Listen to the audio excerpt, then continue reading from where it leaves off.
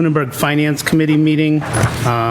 In accordance with the requirements of the open meeting law, please be advised that this meeting is being recorded and broadcast over the Lunenburg Public Access channel and on Facebook Live on the Public Access Facebook page, and will be uploaded to the Lunenburg Access YouTube channel after the meeting. For anyone interested, you can go to lunenburgma.gov under calendar. There's an agenda for the meeting which lists the Zoom as well as the phone to participate in the meeting. And with that, if we can stand for the Pledge of Allegiance. I pledge allegiance to the flag of the United States of America and to the republic for which it stands, one nation, under God, indivisible, with liberty and justice for all.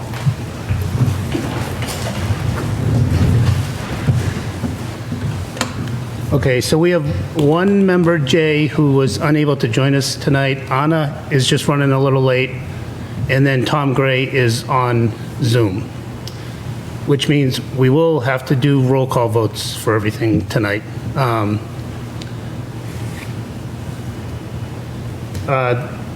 In general, tonight is about voting on articles. We had a public hearing a couple weeks ago. We've allowed kind of public comment throughout our entire process this year. So I would ask that, I think we've all had a long season. Many of us even watched the school committee last night till the late hours, select board the night before. So, I'm not going to discourage public comment and public hearing, but, let's keep it short if possible and let us get on to the votes. And then we have to workshop our final report just because we're running late on time. For announcements, I think the big one is just town meeting now, May 3rd, 2025. We'll pretty much wrap up our budget season business tonight. We can talk about at the end if we need additional meetings between now and town meeting, but we may get some time off in April. All right. With that, is there any public comment from the public?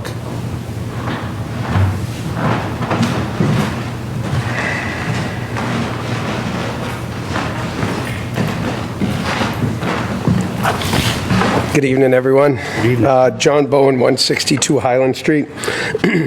Forgive me. My public comment is with regard to the DPW's request for $50,000 for road expansion in the Upper North Cemetery. I know you're going to touch on that budget, but I don't know if you're going to touch on that specific item. So on that particular item, there's no topography map up there. There's really no plan for that entire development of that area. They're just going to throw a road down on its existing surface. So obviously dig down, put some rock, and then put some tar down. That's all they're going to do. My concern with that is that, as I had raised at the last meeting, that does not facilitate the actual need of the North Cemetery or the South Cemetery in its entirety. Now, if we look at the select board meeting yesterday, they opted not to do crack sealing. They didn't want to do crack sealing because they found a better option. At the last Finance Committee meeting, I gave a better option, and I know this board nodded their head and took it into consideration, my statement that applying electricity is the same cost, $50,000. That electricity, by the plan that the DPW has that was set up by Todd Holman, okay, and discussed with the DPW and discussed with the Cemetery Commission, who opted not to put it on the table. Well, on Highland Street and Holman Street, light up the flagpole, put electricity in that area, go inside the cemetery, light up the 4 veterans flags, in the veterans area, and the plaque that highlights the names of the Revolutionary War veterans, and some other plaques over in that area. It'll also provide additional electricity for the mausoleum.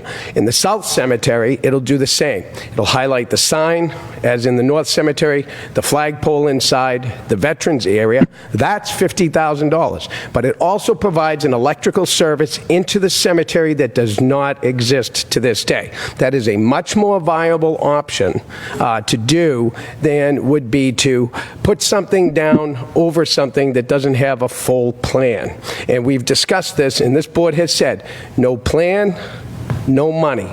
And I hope that you will take that tonight as no plan, no money. But the electricity has a plan, and it's $50,000. If you would like to spend the taxpayers' $50,000 that's been allotted for that, I would recommend some sort of alteration or change request to that to be able to do the electricity, which would basically be utility useful. And then that could lead to, you know, using that kind of electrical apparatus to be able to run plumbing later, to do sprinklers, or to do other things. Do you know what I mean? Because we already have a service in there. So now that's a 20-year, 30-year usability instead of a road that's going to end up having to be redone, okay, because that's not done right proper up top there. There's wetlands, there's water issues. None of that's been done by Dulles and Roy. They only did a survey plan. Thank you. Thank you. Dave Passios? Yes, thank you, Mr. Chair. Dave Passios, Presidential Highway, Jefferson, New Hampshire, formerly of Lunenburg. Just would like to talk to you Dave, can you guys. hold on? Yep, I can. Every meeting. Is there an issue from my end or something else?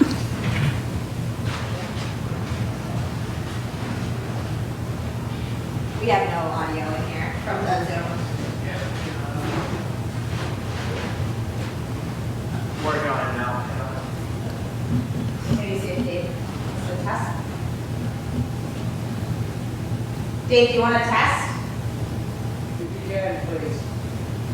I don't think Dave can hear us at all. Dave, say I something. can hear you, but I can I'm hear here. you low. No, we cannot hear them. Yeah, can you guys hear me in the hall now? We cannot hear them. You cannot hear me whatsoever. I guess I'm good on Zoom. I don't know about in the hall. I think what we're hearing is them in there on the Zoom. Yeah. I think this is what happened last time that Joe had to correct. Maybe? You're going to call Joe. Maybe we should spend the $50,000 on speakers for it. Yeah, I don't know what it is. Not sure. That's Joe on the phone for directions.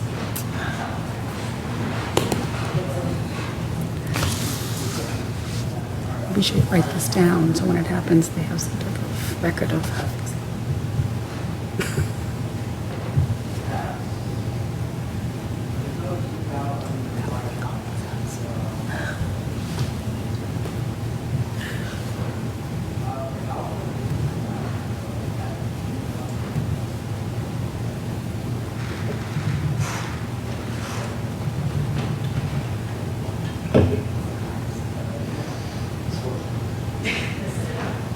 Mind give me a quick test? Can someone test? Yep, I can test. No, it's the same volume. This is Dave Passios. Can you hear me? We can hear them, but it's extremely faint. There is audio, but it's extremely faint. It sounds like while we're hearing the speakers off that TV. That's where all we're hearing is in there. I'll be here to fix that momentarily. Yeah. Do we have, where, is there speakers in here?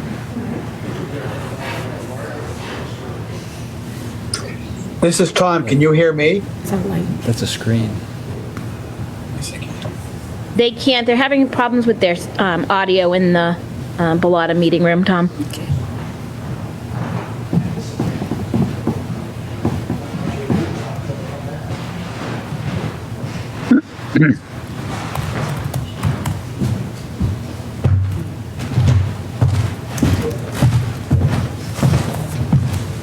We have.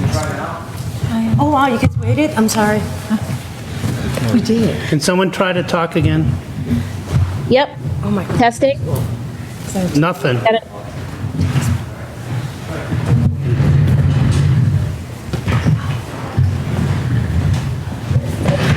Test one, test one, test one. Can you hear me? We can hear you, John, but they can't hear you. Okay. It's the audio system in the hall itself. Yeah, they can hear in there, they can't put it out here.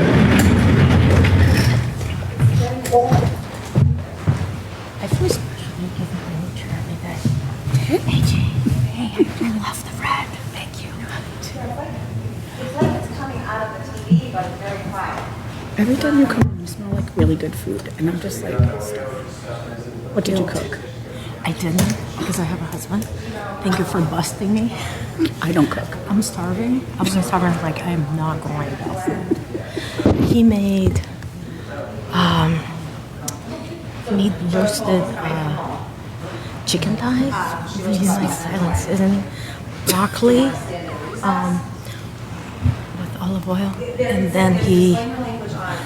But Tom's Some, I like beans, seasoned beans, and he had roasted vegetables before, which squash and Brussels sprouts. See, I married an Italian man because I'm Irish and we can't cook. Well, we can, but I don't love it. You got that card, just use it. I don't like it, so I'm very lucky.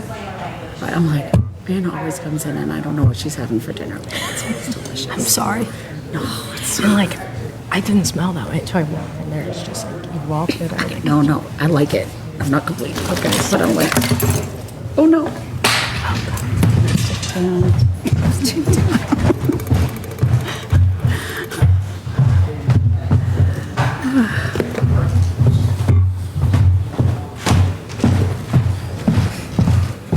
it's hot here today, huh? It's hot. I do. It's very tense, but I work for the Bloomberg Center for Cities, so we have a gift. So none of our funding is affected. There is a hiring freeze, but it also does not affect us because we have a gift that's large. So, but yeah, I work with multiple cities on multiple areas, including finance, procurement, collaboration, innovation. So, all connected. Our cities are over 100,000 in population, so it's kind of different. They can hear. They can hear us? Oh, I don't care. Yeah, we can. They can look this up on I'm Google. like, what did you think of my dinner? I loved your dinner. No, I'm talking. Someone at home texted me. Say we could hear you talking about the dinner. Well, you can text them back and say, my neighbor here is jealous of all the smells. I can move this.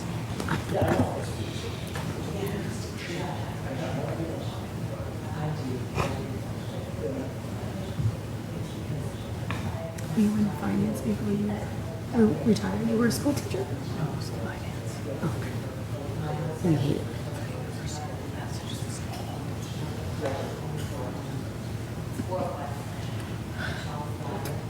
It's really similar. My son went there. He loved it.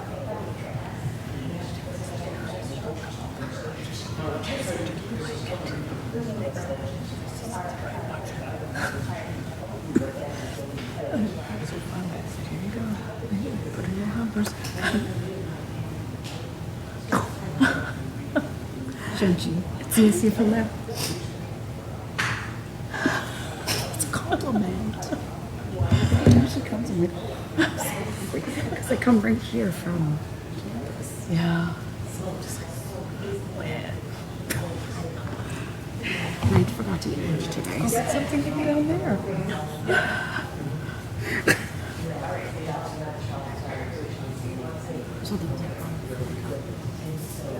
no. It's the sound. You know, every single week, the sound starts by saying I am the Zoom, and then it just trickles out. Every week. Every single week. It's the first time you wear jeans. No. Is it? I'm like, ooh, the fashion frame.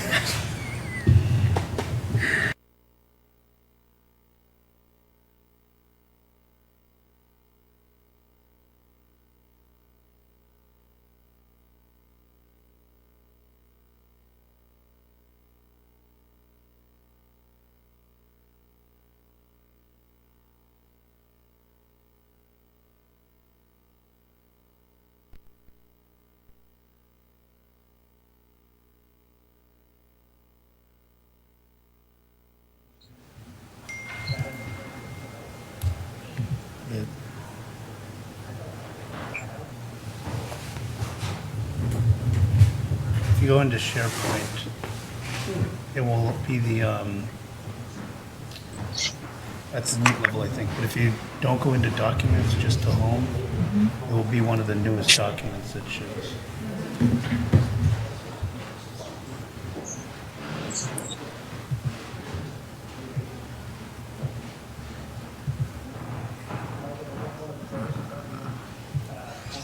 Click on Finance Committee.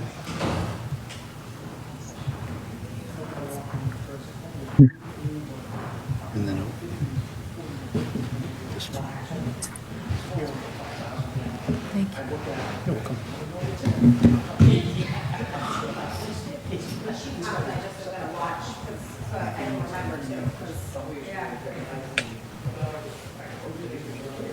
Yeah, a couple times.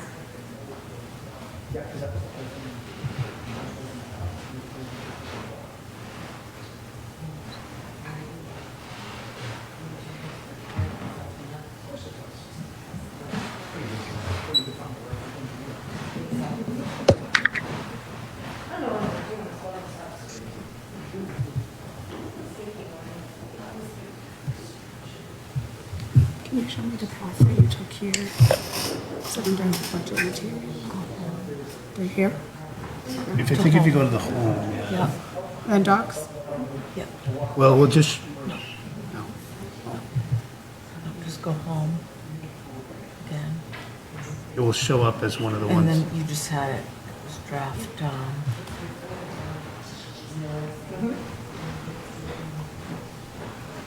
This one. All right. Thanks.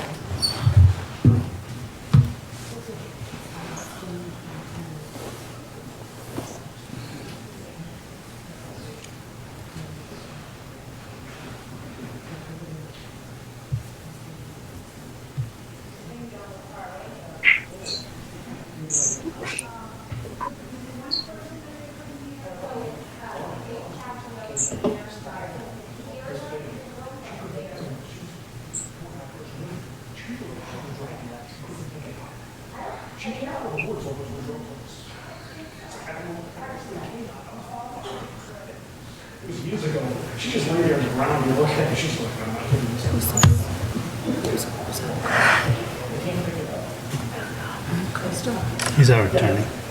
Oh, he's the town attorney? Okay.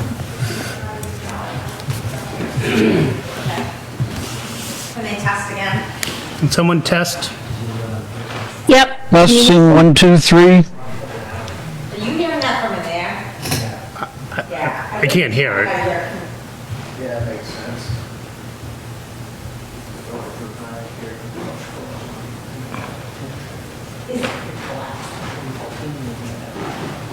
Possibly a setting you're getting to ARPA update. Is there a way for them to put questions, comments in the chat? And we can read them. I would We do not suggest put that we that. need Tom for votes, Right. so I need to be able to hear him.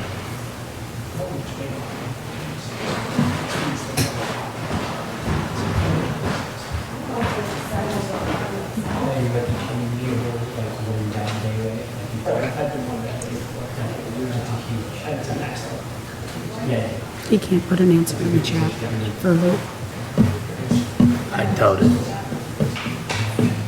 I mean, we don't have ADA compliance, obviously, for this situation. Yeah. So, can't or something. So,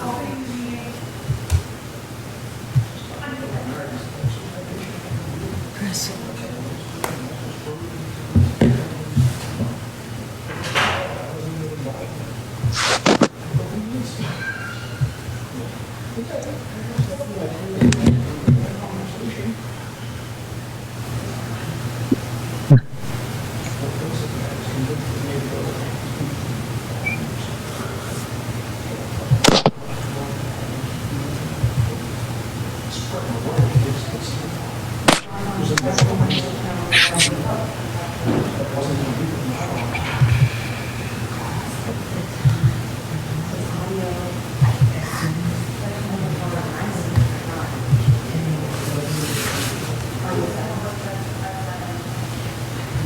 Can you try one more time, please?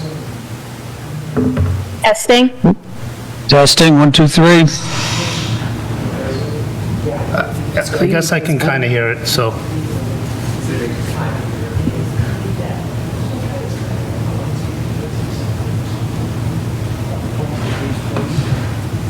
I see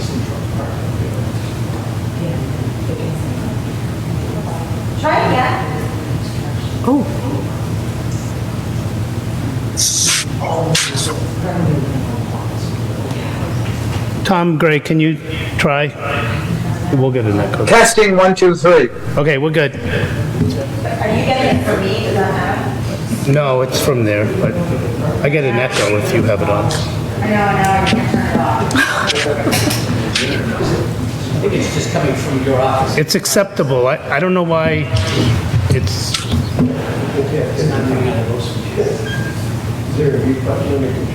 all right, Dave, we can hear you. Okay, Dave Passios again, Presidential Highway Jefferson, formerly member of this commission and resident of Lunenburg. Speaking to you this at the beginning of the meeting here, reference to your item 7A on your agenda this evening, which is the reserve account request for transfer. I'm not speaking against the transfers per se itself. I just caution the committee that this account is strictly intended to cover emergencies, and part of the process when there's a need for additional funds for an item within the department is the first go-to is available funds within line items within the department. Once that is exhausted, if there's a need to do an emergency repair or something to that effect that is a true emergency, then it's appropriate to come to the Finance Committee. It should not be treated like a piggy bank that, oh, our line item is short or we have an unanticipated repair, but we do have some money somewhere else in the budget in our department that could cover it.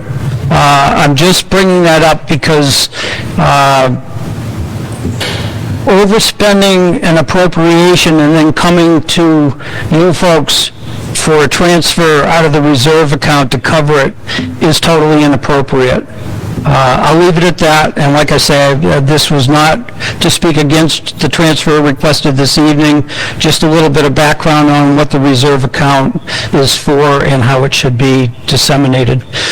You still have a quarter left in the fiscal year.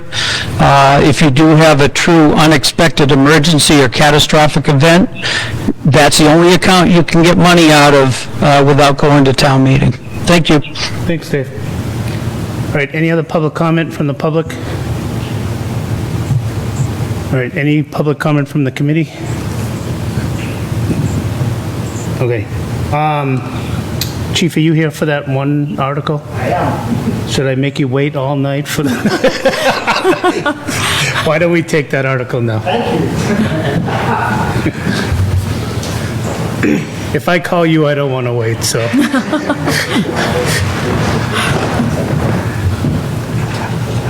Thank you. Again, the request for the reserve fund transfer is our vehicle maintenance line.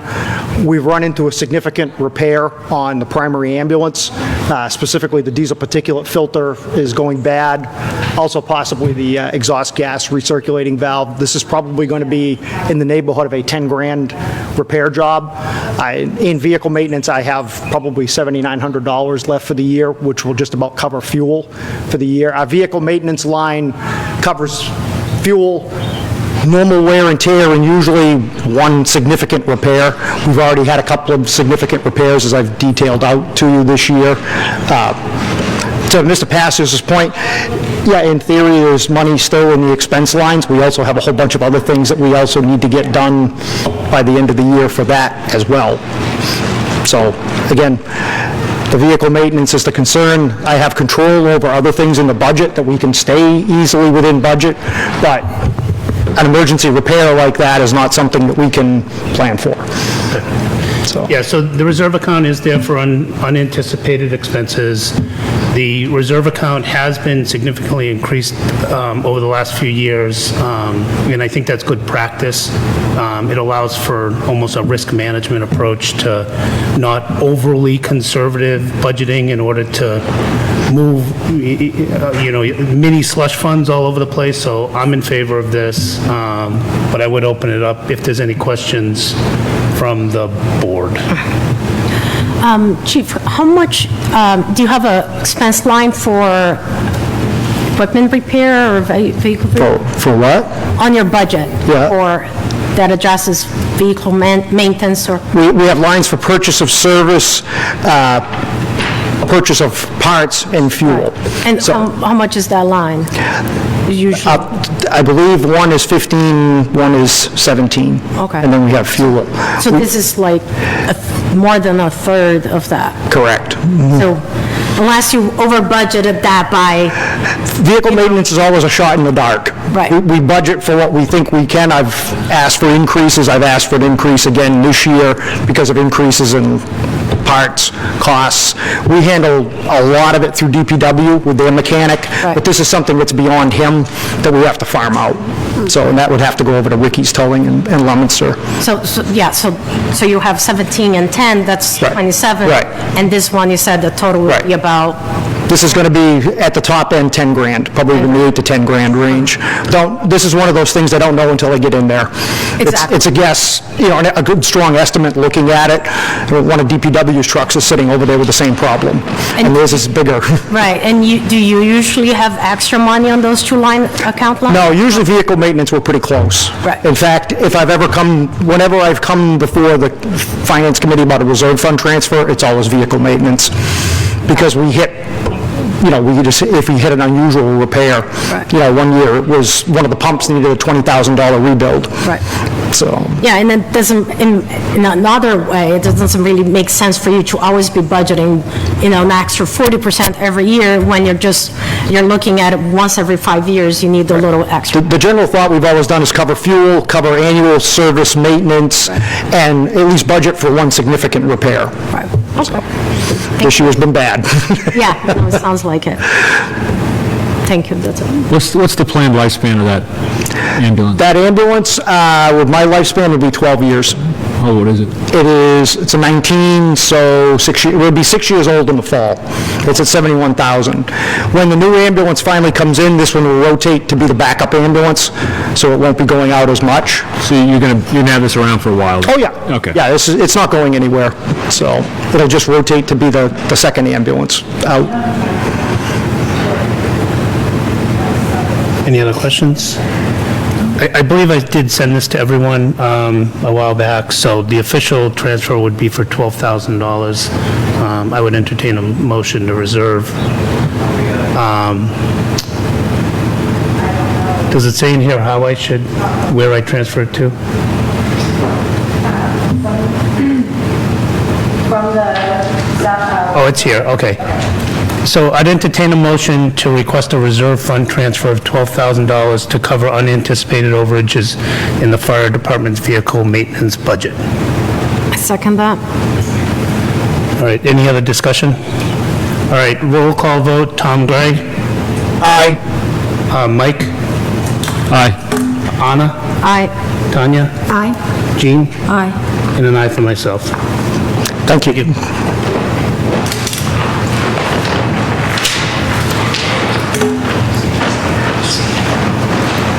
Okay, so next up on the agenda, which I guess is back in the agenda, well, you don't have a town manager or finance director report, do you? Okay. Would be public hearing. So typically, we do public hearing on the town manager's final budget, but because of scheduling and the amount of time it takes to officially put it in a paper per our I think, charter. We had to do it this week. So what we're going to do is do public hearing on the article. So with that, I would entertain a motion to enter into public hearing. So second? So moved. Say so moved. Oh, so moved. Me? Yes. And now I need. Second. All right. All those in favor, roll call vote. Tom Gray. Aye. Aye. Anna. Aye. Tanya. Aye. Jean. Aye. And an aye for myself. All right, so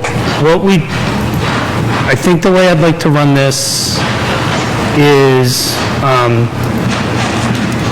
We'll have town manager go through the warrant articles, summarizing them, because we did it last week.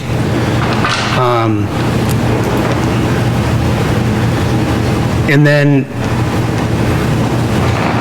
we can, I guess I'll ask you guys, we can either go through them all and then vote afterwards, or vote as we go through them. Either way, we got to vote, on each of the articles. I think we should vote for them Mr. Chair, as we go most through. experienced, do you have a suggestion? I guess my suggestion would be to vote as we go through them. I agree. Yes. Okay. So with that,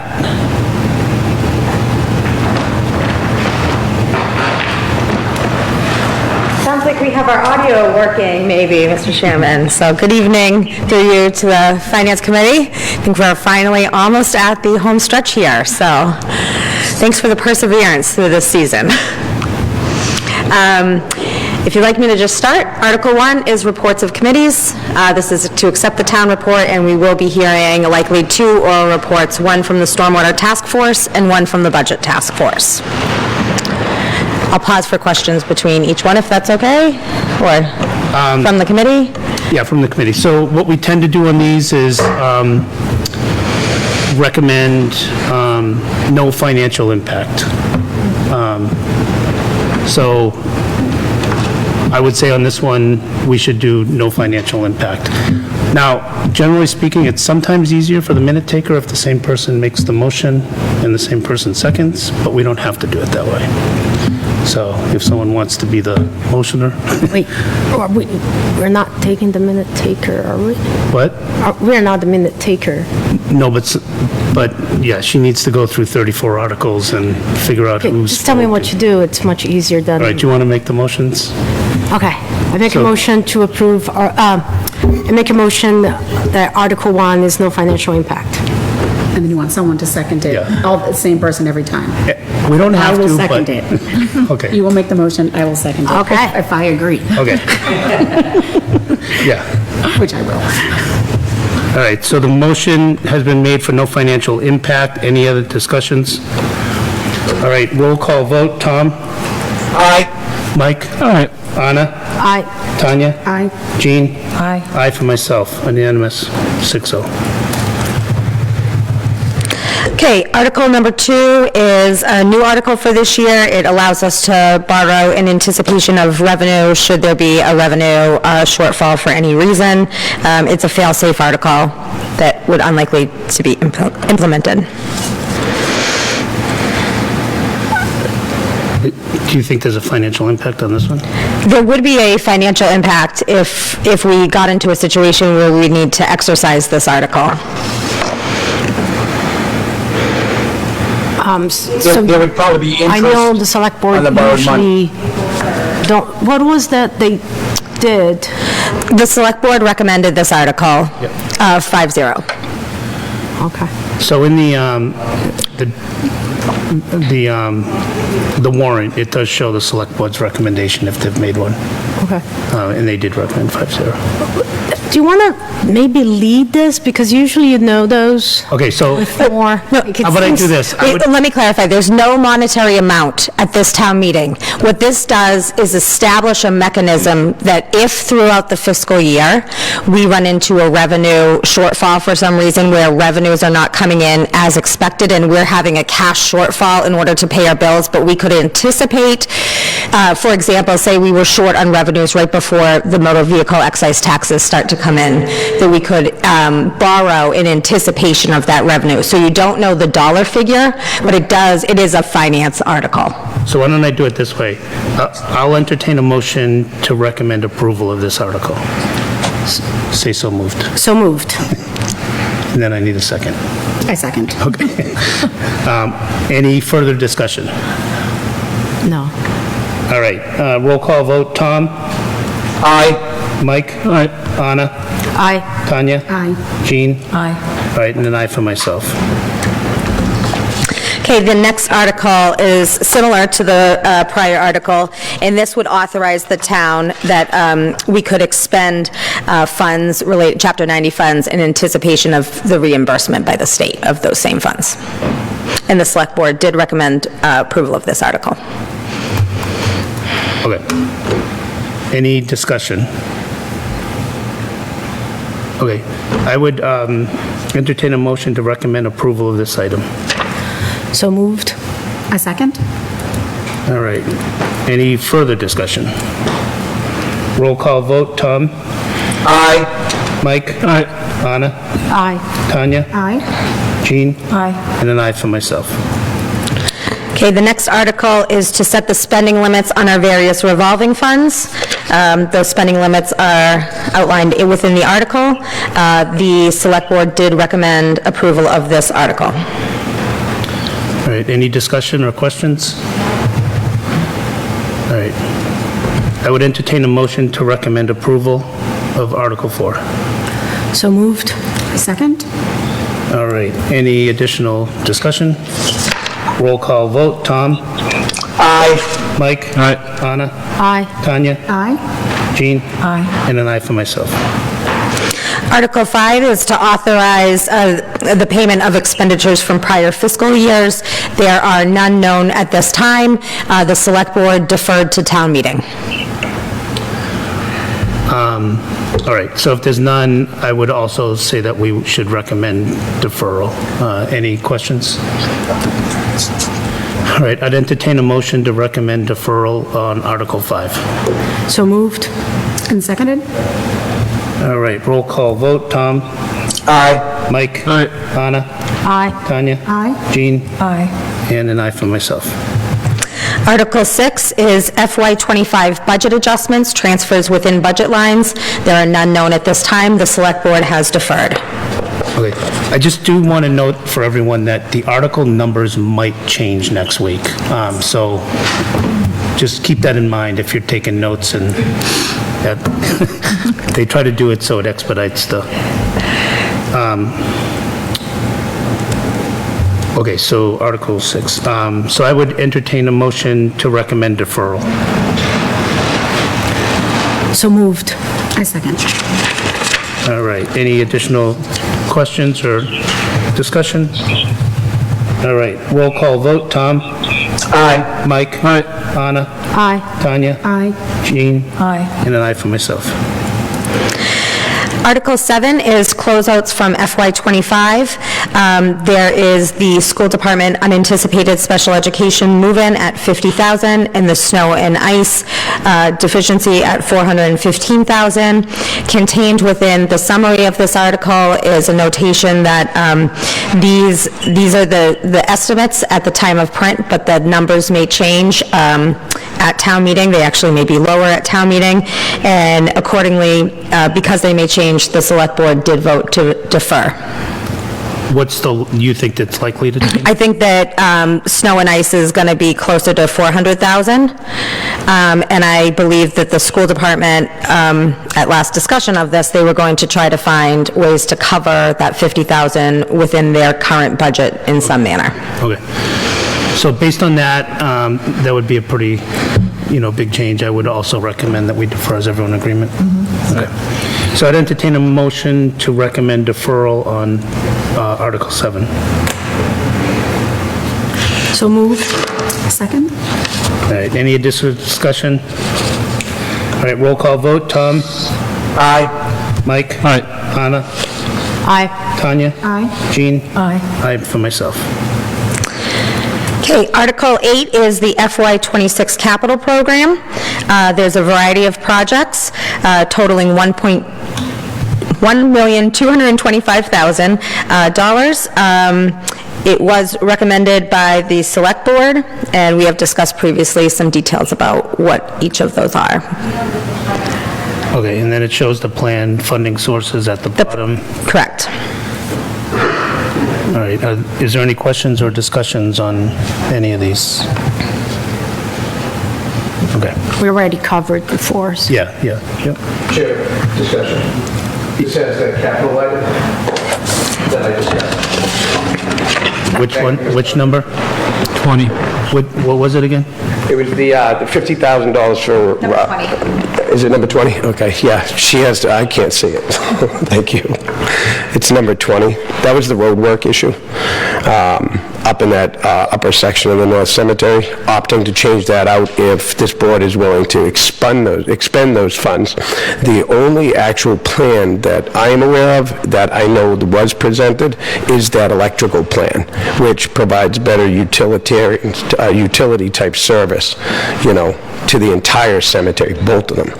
You know, so I think that's a better option. Just so you know, there's a $4,600 skirt being done that's already been allotted in the South Cemetery for the veterans area, and that's where that electricity is going to go, and they can all go in at the same time because that project's not slated to start until May. Okay, but DPW did recommend this?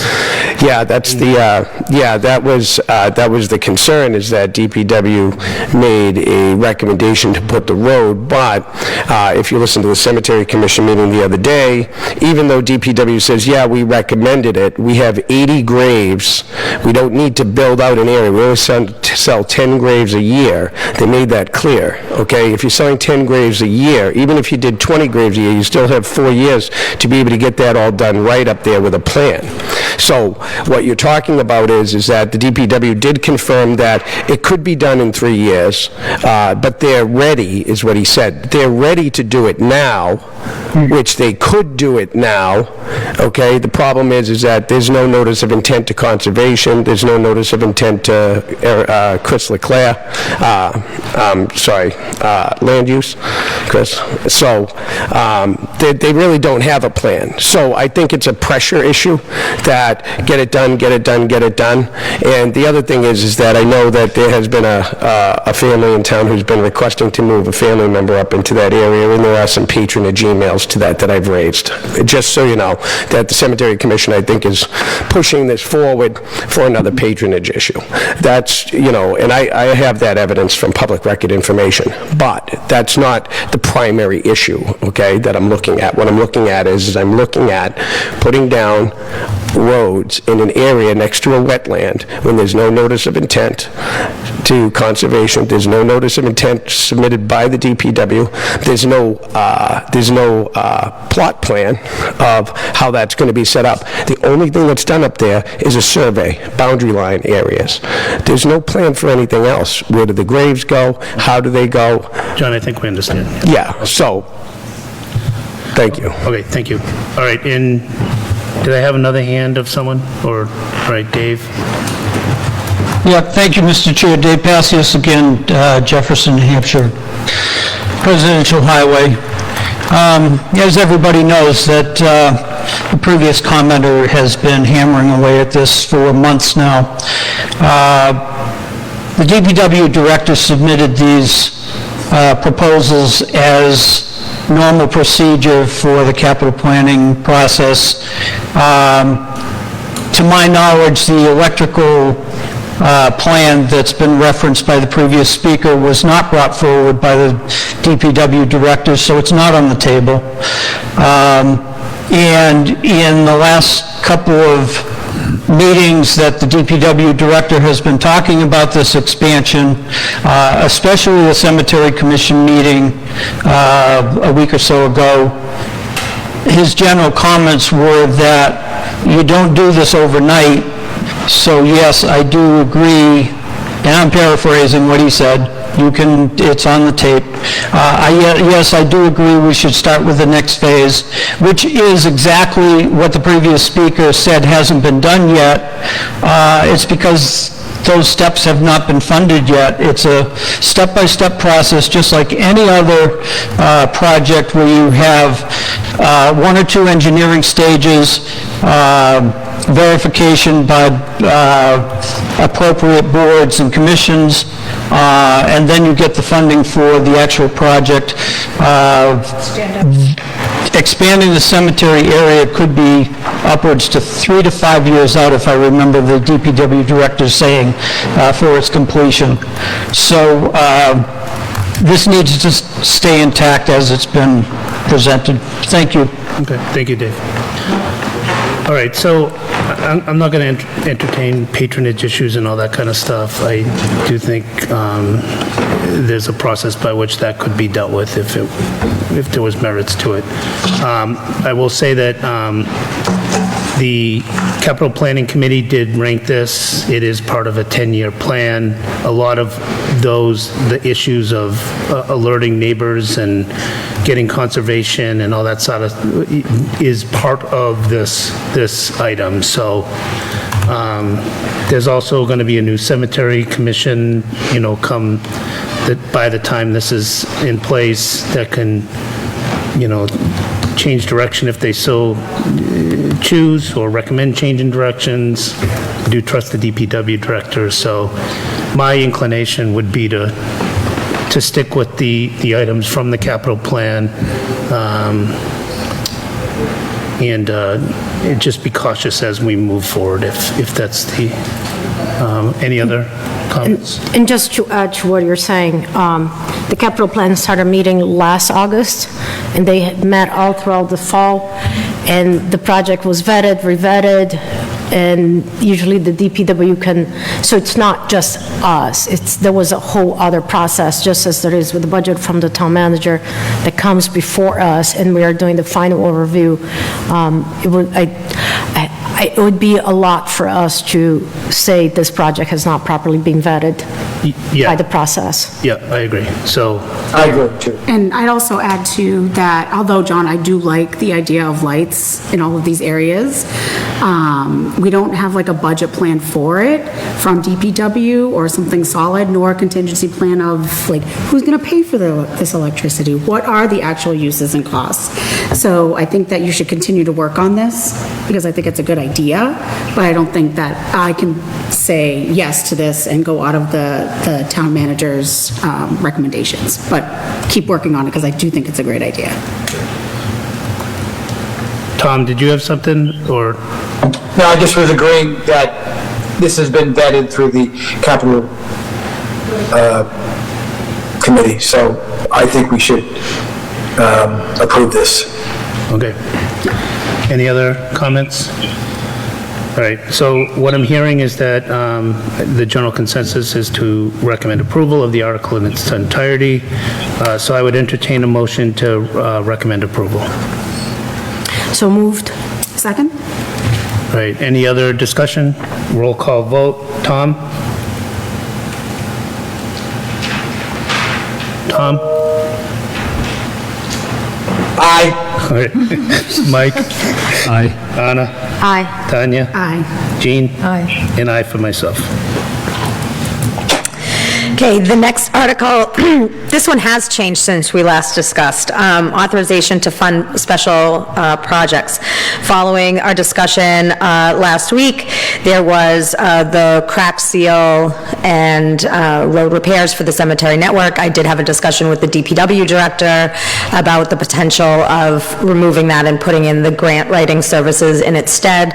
And you see before you that grant writing services pilot proposal have been placed at item B.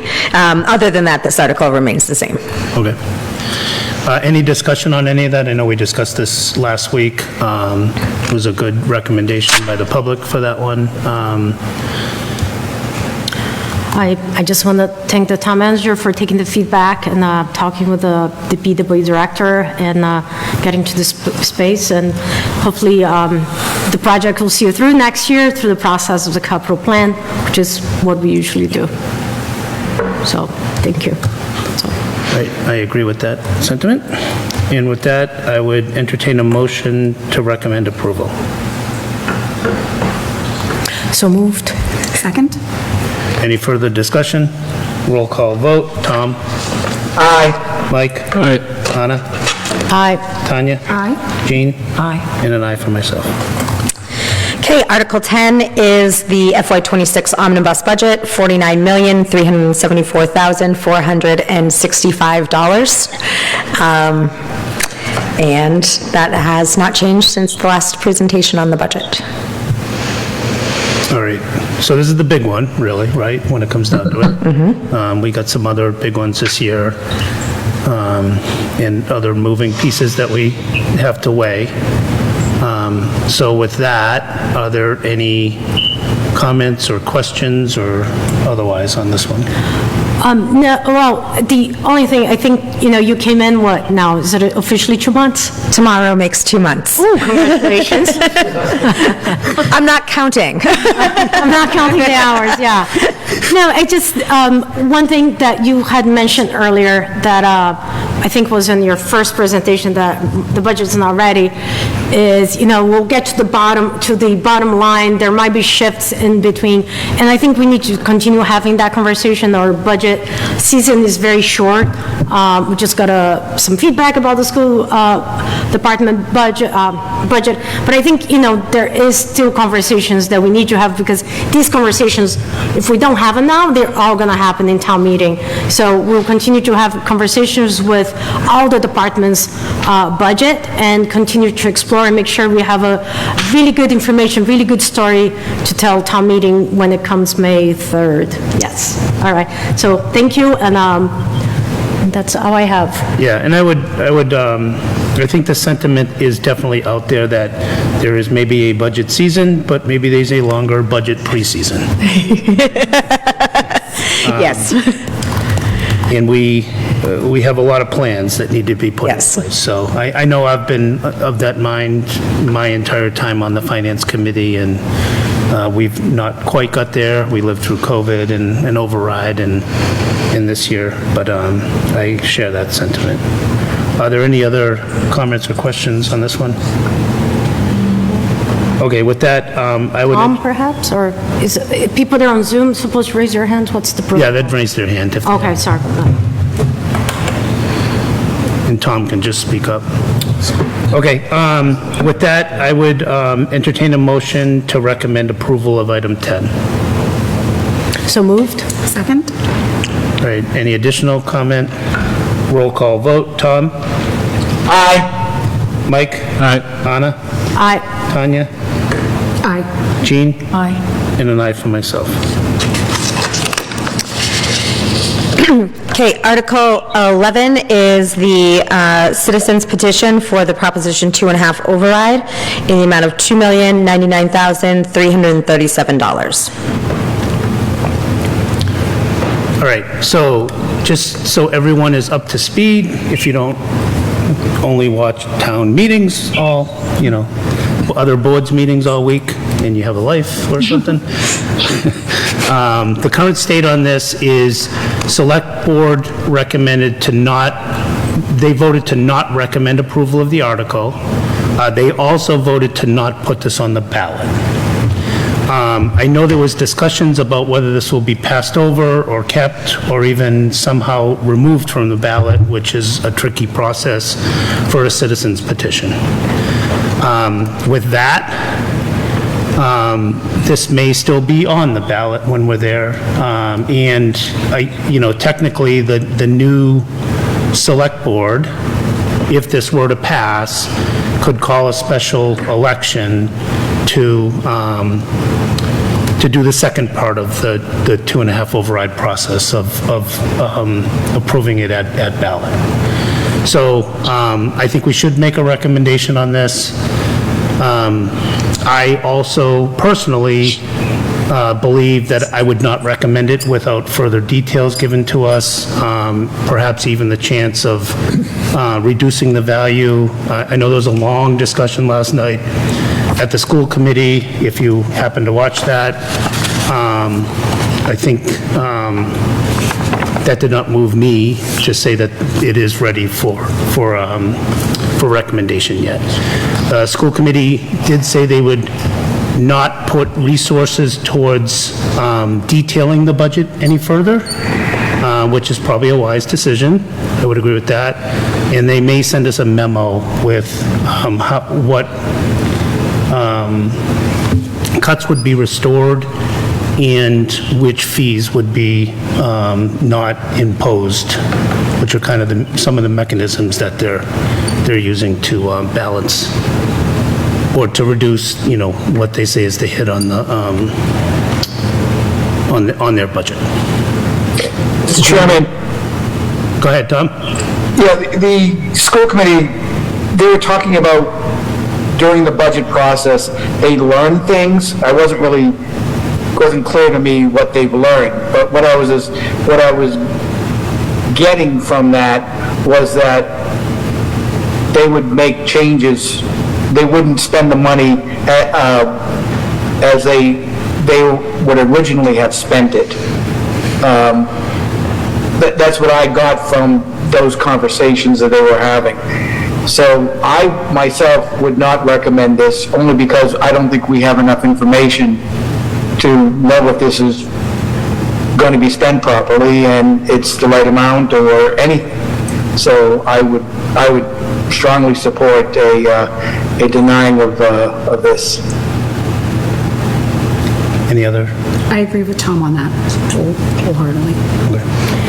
Yeah, and there was a member of the school committee that said, we have not vetted this budget as we have vetted the town manager budget, which, when you have a $25 million budget that you're responsible to oversee and spend it, you should be vetting everything, even if you're not asking for another $2 million, but they have vetted for what they've seen. And, and that's the budget process. Every year you do this budget process and you scrutinize everything.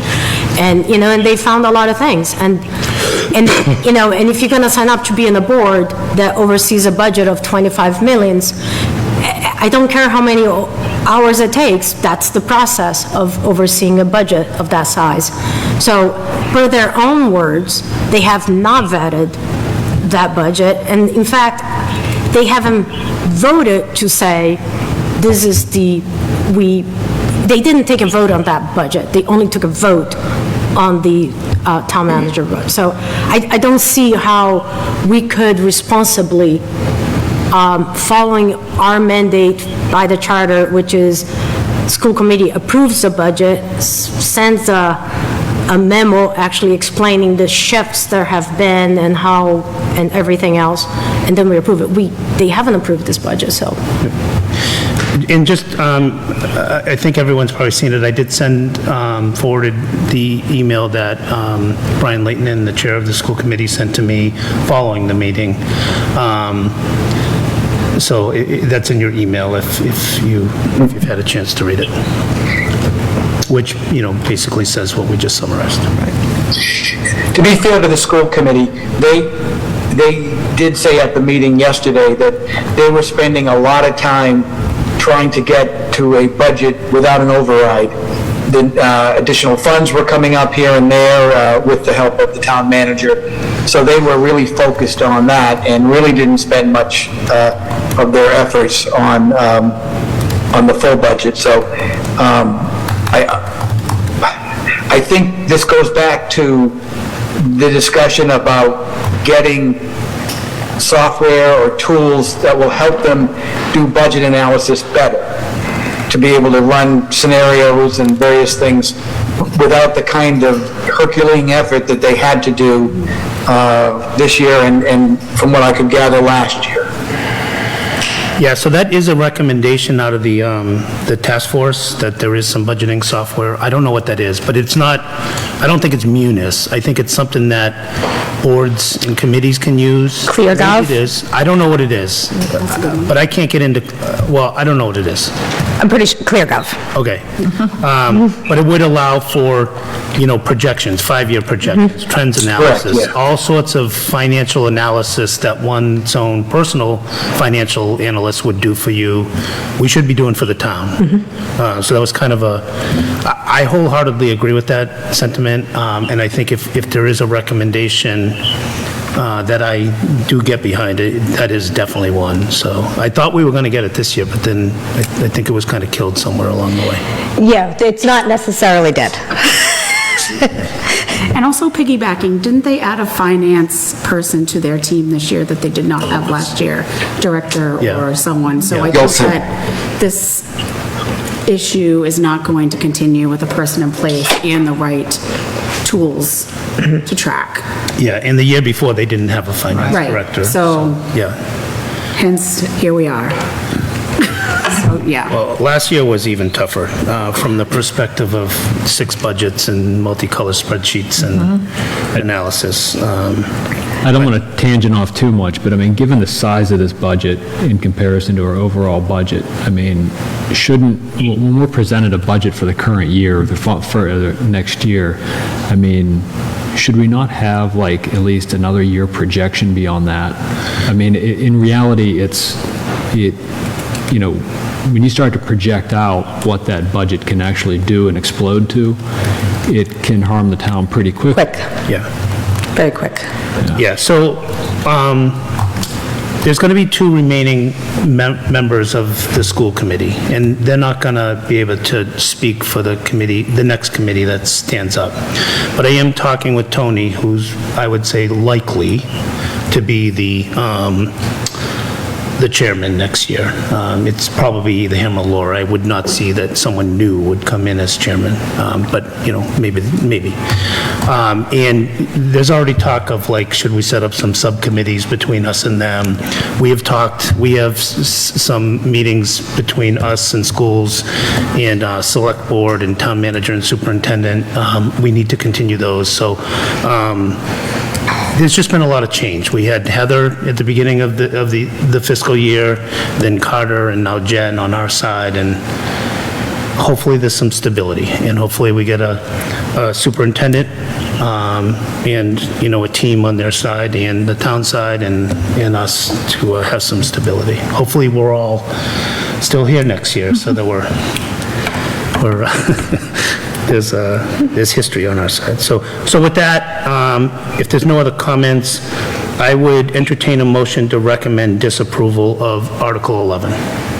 So moved. Second. Any further discussion? All right, roll call vote. Tom? Aye. Mike? Aye. Anna? Aye. Tanya? Aye. Jean? Aye. And aye for myself. Okay, the next article is the transfer of $500,000 in certified free cash to the Lunenburg Public Schools for FY26. This is expressly conditioned. I thought we were going to handle the condition in the motion, but right on the face of the article that the transfer only occurs if the override should fail. Okay, so Select Board recommended approval on this. I will say that also in the discussion yesterday was the beginnings of discussions with the schools as to how this money would be spent. So I would recommend that we defer until we see the presentation on the recommended spend of this. We all understand that the school in the end can spend their one line item any which way they do. Right. But I think it's bad, it would be a bad optics if they presented one thing and did something else. So I do not think that they would do that. But I do think it's, at town meeting, we should hear the way that they would spend this. It can be before too, right? It certainly can be, but it wouldn't change what's printed in a book Right. as a recommendation from us. And also, the goal of the public hearing is the one time that the public can watch and see the deliberation about these articles. And then when they go into town meeting, they're well informed. If we get that in between now and then, we can study, but we should have that deliberation at town meeting just for the purpose of meeting charter goals. Okay. And question, do we ask other departments where we transfer sums of money, what they're spending it on? Are we required to see a line item? If we're doing transfers within the fiscal year, yes. But the Select Board doesn't. No, the select board, the transfer signatory authority lies with the town manager. Okay. Okay, thank you. So there's a couple differences. Within the fiscal year, town manager, as far as I know, correct if I'm wrong about the charter and bylaws, she has the discretion to make changes of budget lines within the department. Anything outside the department actually has a process defined by the charter or the bylaws. I don't know which one. The school committee, it is that person. They can make changes, any changes to budget lines to their budget. However, by charter, they need to present a budget and explain, like, it's a little bit of a, it's messy, like town government's messy on purpose, so that there is enough time for, checks and balances, liking or not. Unlike federal government, which is Messy on just purpose. Yeah, I don't want to get involved in the federal government, I'm just making a comment about, I will say on this article, this violates what we consider as best practice. Correct. From a finance committee standpoint, this is not good practice. right. And if I just may add, because of the action of this article, your financial policy relative to free cash on subsequent articles is also violated. Yeah. I do kind of see this as moving money into a stabilization fund and then taking it from a stabilization fund in one swell motion. And we do have stabilization funds for reasons, I think, and perhaps one can say this is a year where, we are a little unstable. Instability. Yes, I am unstable. Okay, but with that, any further discussion? My only concern with it all is it's this one-time injection, right? But it's an injection into a known budget that has a deficiency that is most likely going to be deficient of the same manner next year. Is it planned to throw another $500,000 No, so next year? this has been made very clear that this is a one-time stopgap measure so that we can have the time for collaboration and discussion on a future override for FY27. I think that you're absolutely right that the impact will compound. That the $500,000 infusion has a greater impact next year, right? So this very clearly, this is one time only, just to get us to the point where we can start having these conversations about an override. And your town manager, we call it the town manager version of the school board or the school budget, it has that $500,000 built into it? No. No. No. So the, this $500,000 lives outside of the omnibus budget. Okay.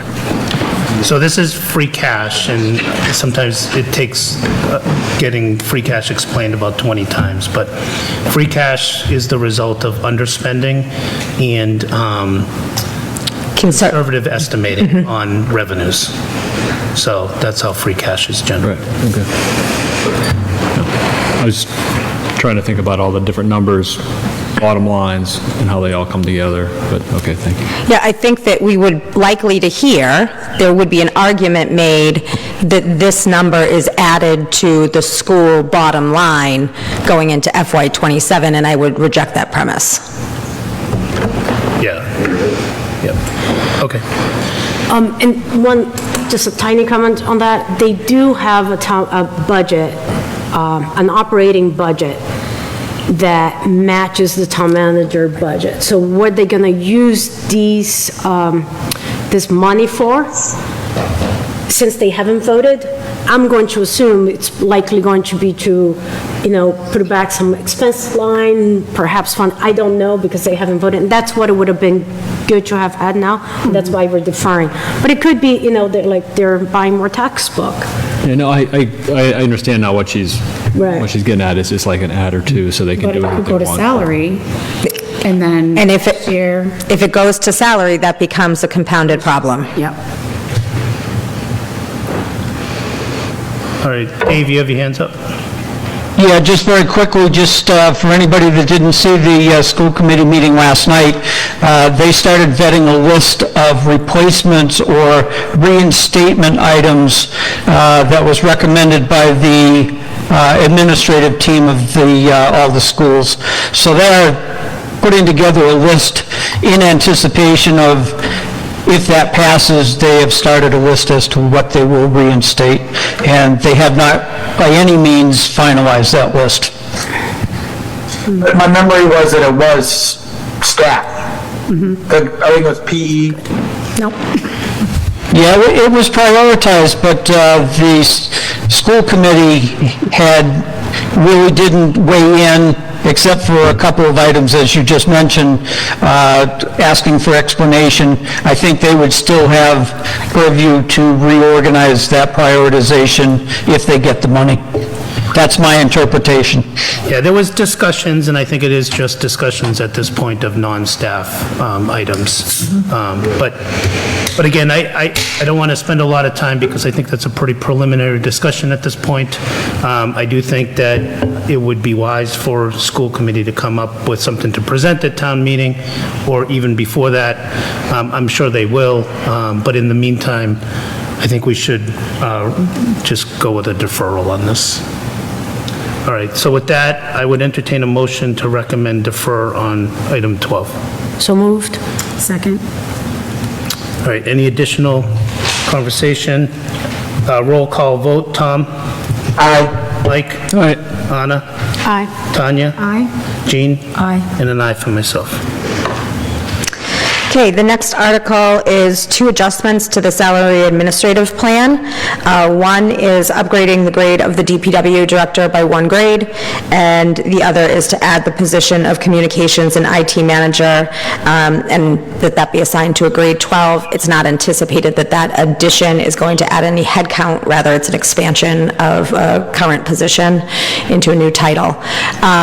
This article was ultimately, the select board decided to wait until their meeting next Tuesday to make a recommendation on this. But this article did generate some bit of discussion on why DPW director and not other people who might not be at a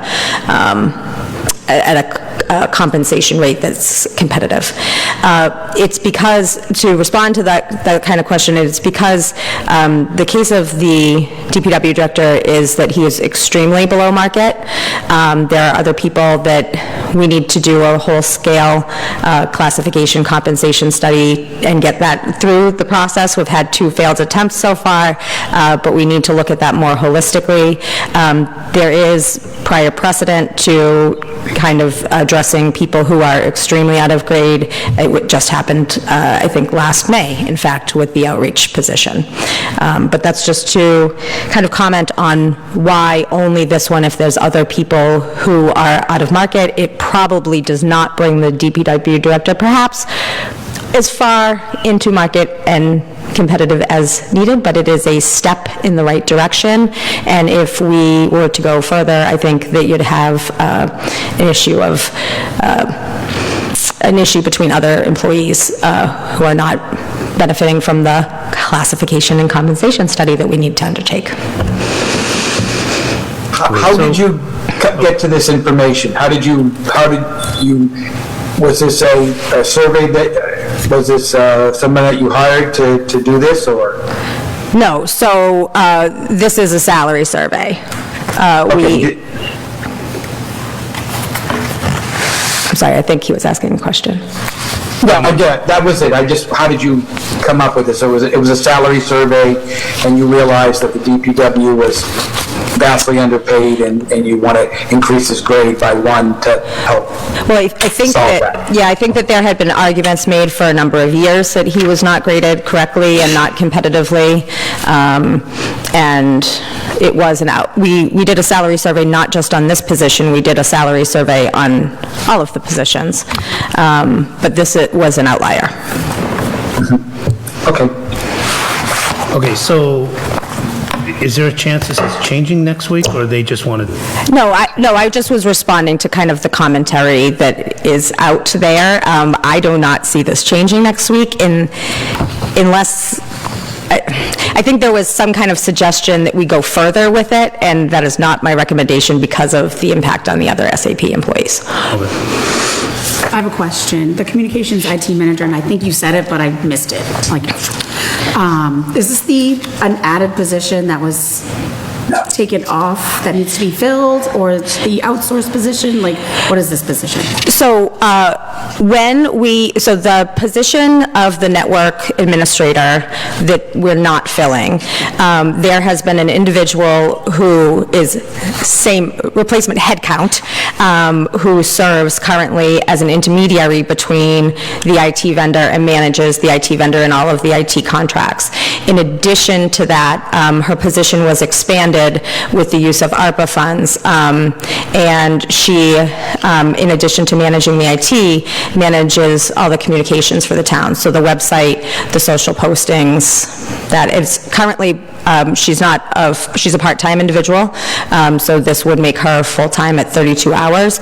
Obviously, I'm talking about a she. We would need to post the job description, and anybody, I think we're going to post it internally, so anybody else that's interested in the position, of course, I have to cover myself, would be able to apply, but it is not intended to add any headcount.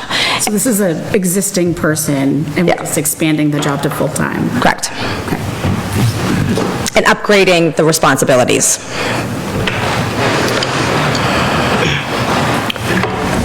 I have a more of a general, I haven't studied the SAP, so forgive me if you know more than I on this one. Doesn't the town have do you have any direct reports that are not part of the SAP? Yes. You do, okay.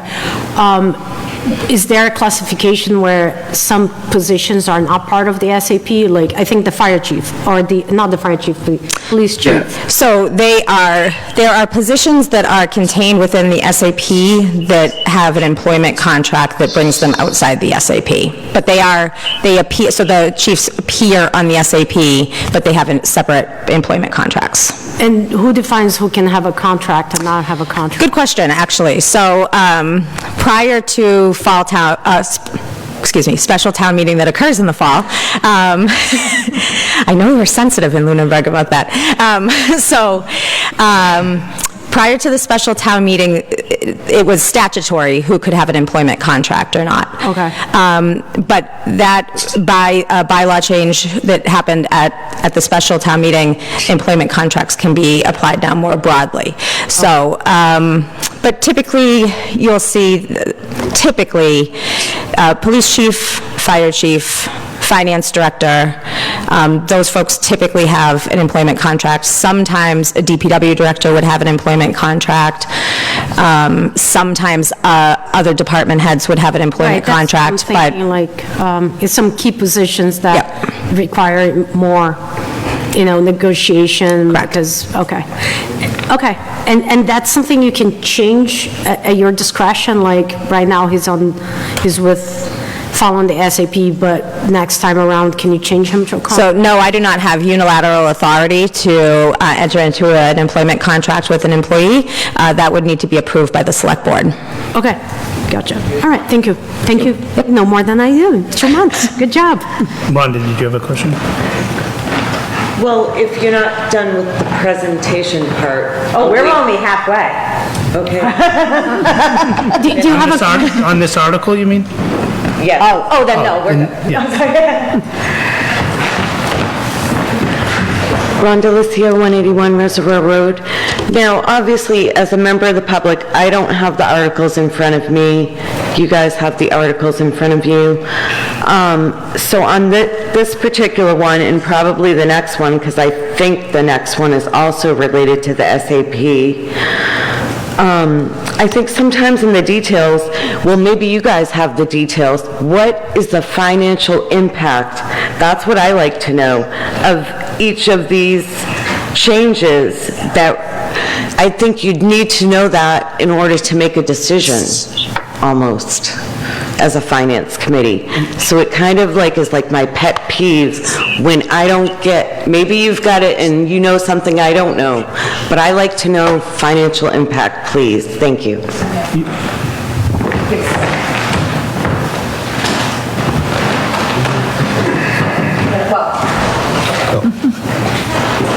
We're buying you time. John Bowen, 162 Highland Street. On the DPW director, so grossly underpaid, like disgustingly, grossly underpaid. That guy is providing a hell of a service of his own loss in the community. So that being said, I've been a member of a union where we did a lot of collective bargaining, and I've also been a business owner and had over 22 employees that I maintained. When handling salaries on anybody, okay, there's no even across the board. Let's pay everybody evenly and make everybody happy.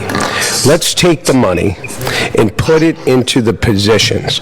I know when I had to downsize at any point in time, I basically jumped those jobs onto other people. And there's nothing wrong with that. And I know it could be a little bit of an overload. However, okay, when you have people grossly underpaid, some people are going to be very, very dissatisfied with your decision about not giving them their good, okay, to somebody else, which means that there are other people in town that are just going to have to say, hey, this guy needs this money because it's grossly underpaid. So when you take them from the top and you work your way down, okay? You take DPW director, then you go to mechanics, then you go whichever way it works in whichever division of the structure of offices, okay, that you have, whether it's town, office staff or whatever.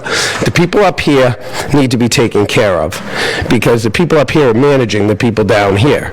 You're not going to get somebody down here to be able to manage. Otherwise, you would already be doing that. But you do these committees and you go outside and you get people and you put in separate contracts for these people for a specific reason because you know they're hard to find.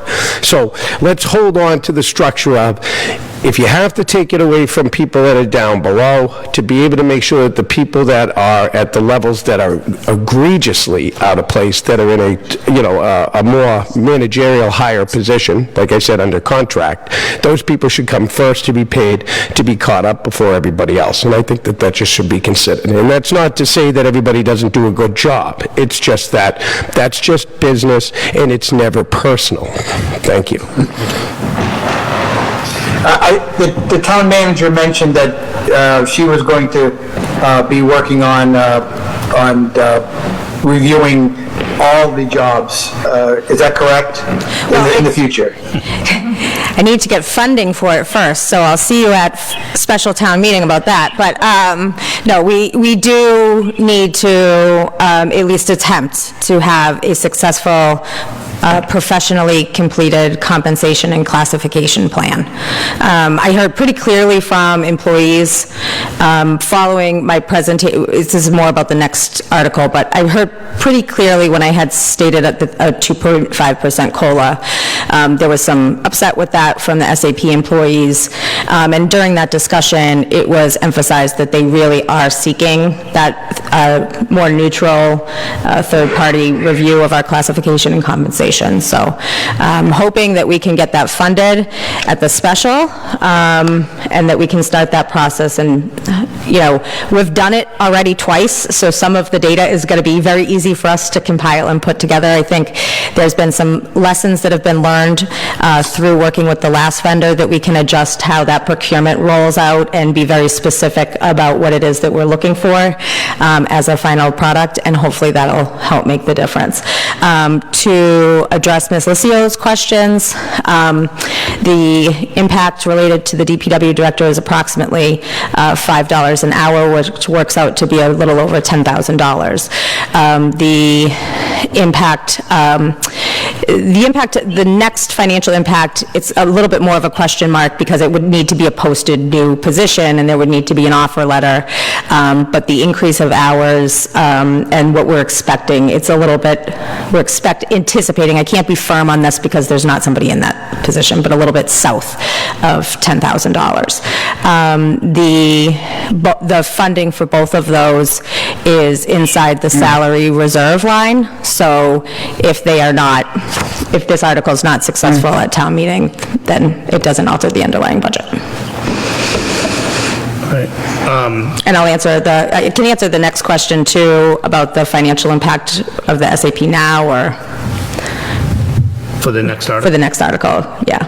Or we can, either way. Let's vote and then, so we don't lose track. Mr. Chair, I've got one question about this article. Okay, go ahead. Thank you. Dave Passios, again, Jefferson Presidential Highway. Our past town manager, when we made a change like this from part-time to full-time, insisted that she always budgeted for the highest possible insurance package for any employee going to full-time. I'm just wondering what the new town manager's practice is when this occurs. No, I'm not planning on the highest possible insurance opt-in here, in this case. But in general, I think that if you are creating a new position, it is generally a good practice to anticipate that somebody who is going to be hired is going to opt to take a family plan. So just as a quick follow-up. I was going to say, unless there's something about the position that, like, you're generally going to be hiring people that are under the age of 26 for that position. In that case, I would say, no, you wouldn't be budgeting for that family plan. Right. The gist of the question was that when we were given impact numbers, it included a full family package for insurance. So a $10,000 increase in salary equated usually to about a $35,000 total budgetary increase requirement because of budgeting to the highest insurance. Do you feel you're going to be able to absorb that? It's only one body increase in the insurance costs. Yes. Okay. Thank you. You're welcome. All right, were there any other, I noticed someone else joined, any other questions from the, all right, any questions from the committee? I hope Bill's happy and he'll stay here for a long time, that's all. Okay. Me too. I would say that I am in agreement with this, and as such, I would entertain a motion to recommend approval of Article 13. So moved. Seconded? All right, any additional discussion? Roll call vote. Tom? Aye. Mike? Aye. Anna? Aye. Tanya? Aye. Jean? Aye. All right, and I for myself.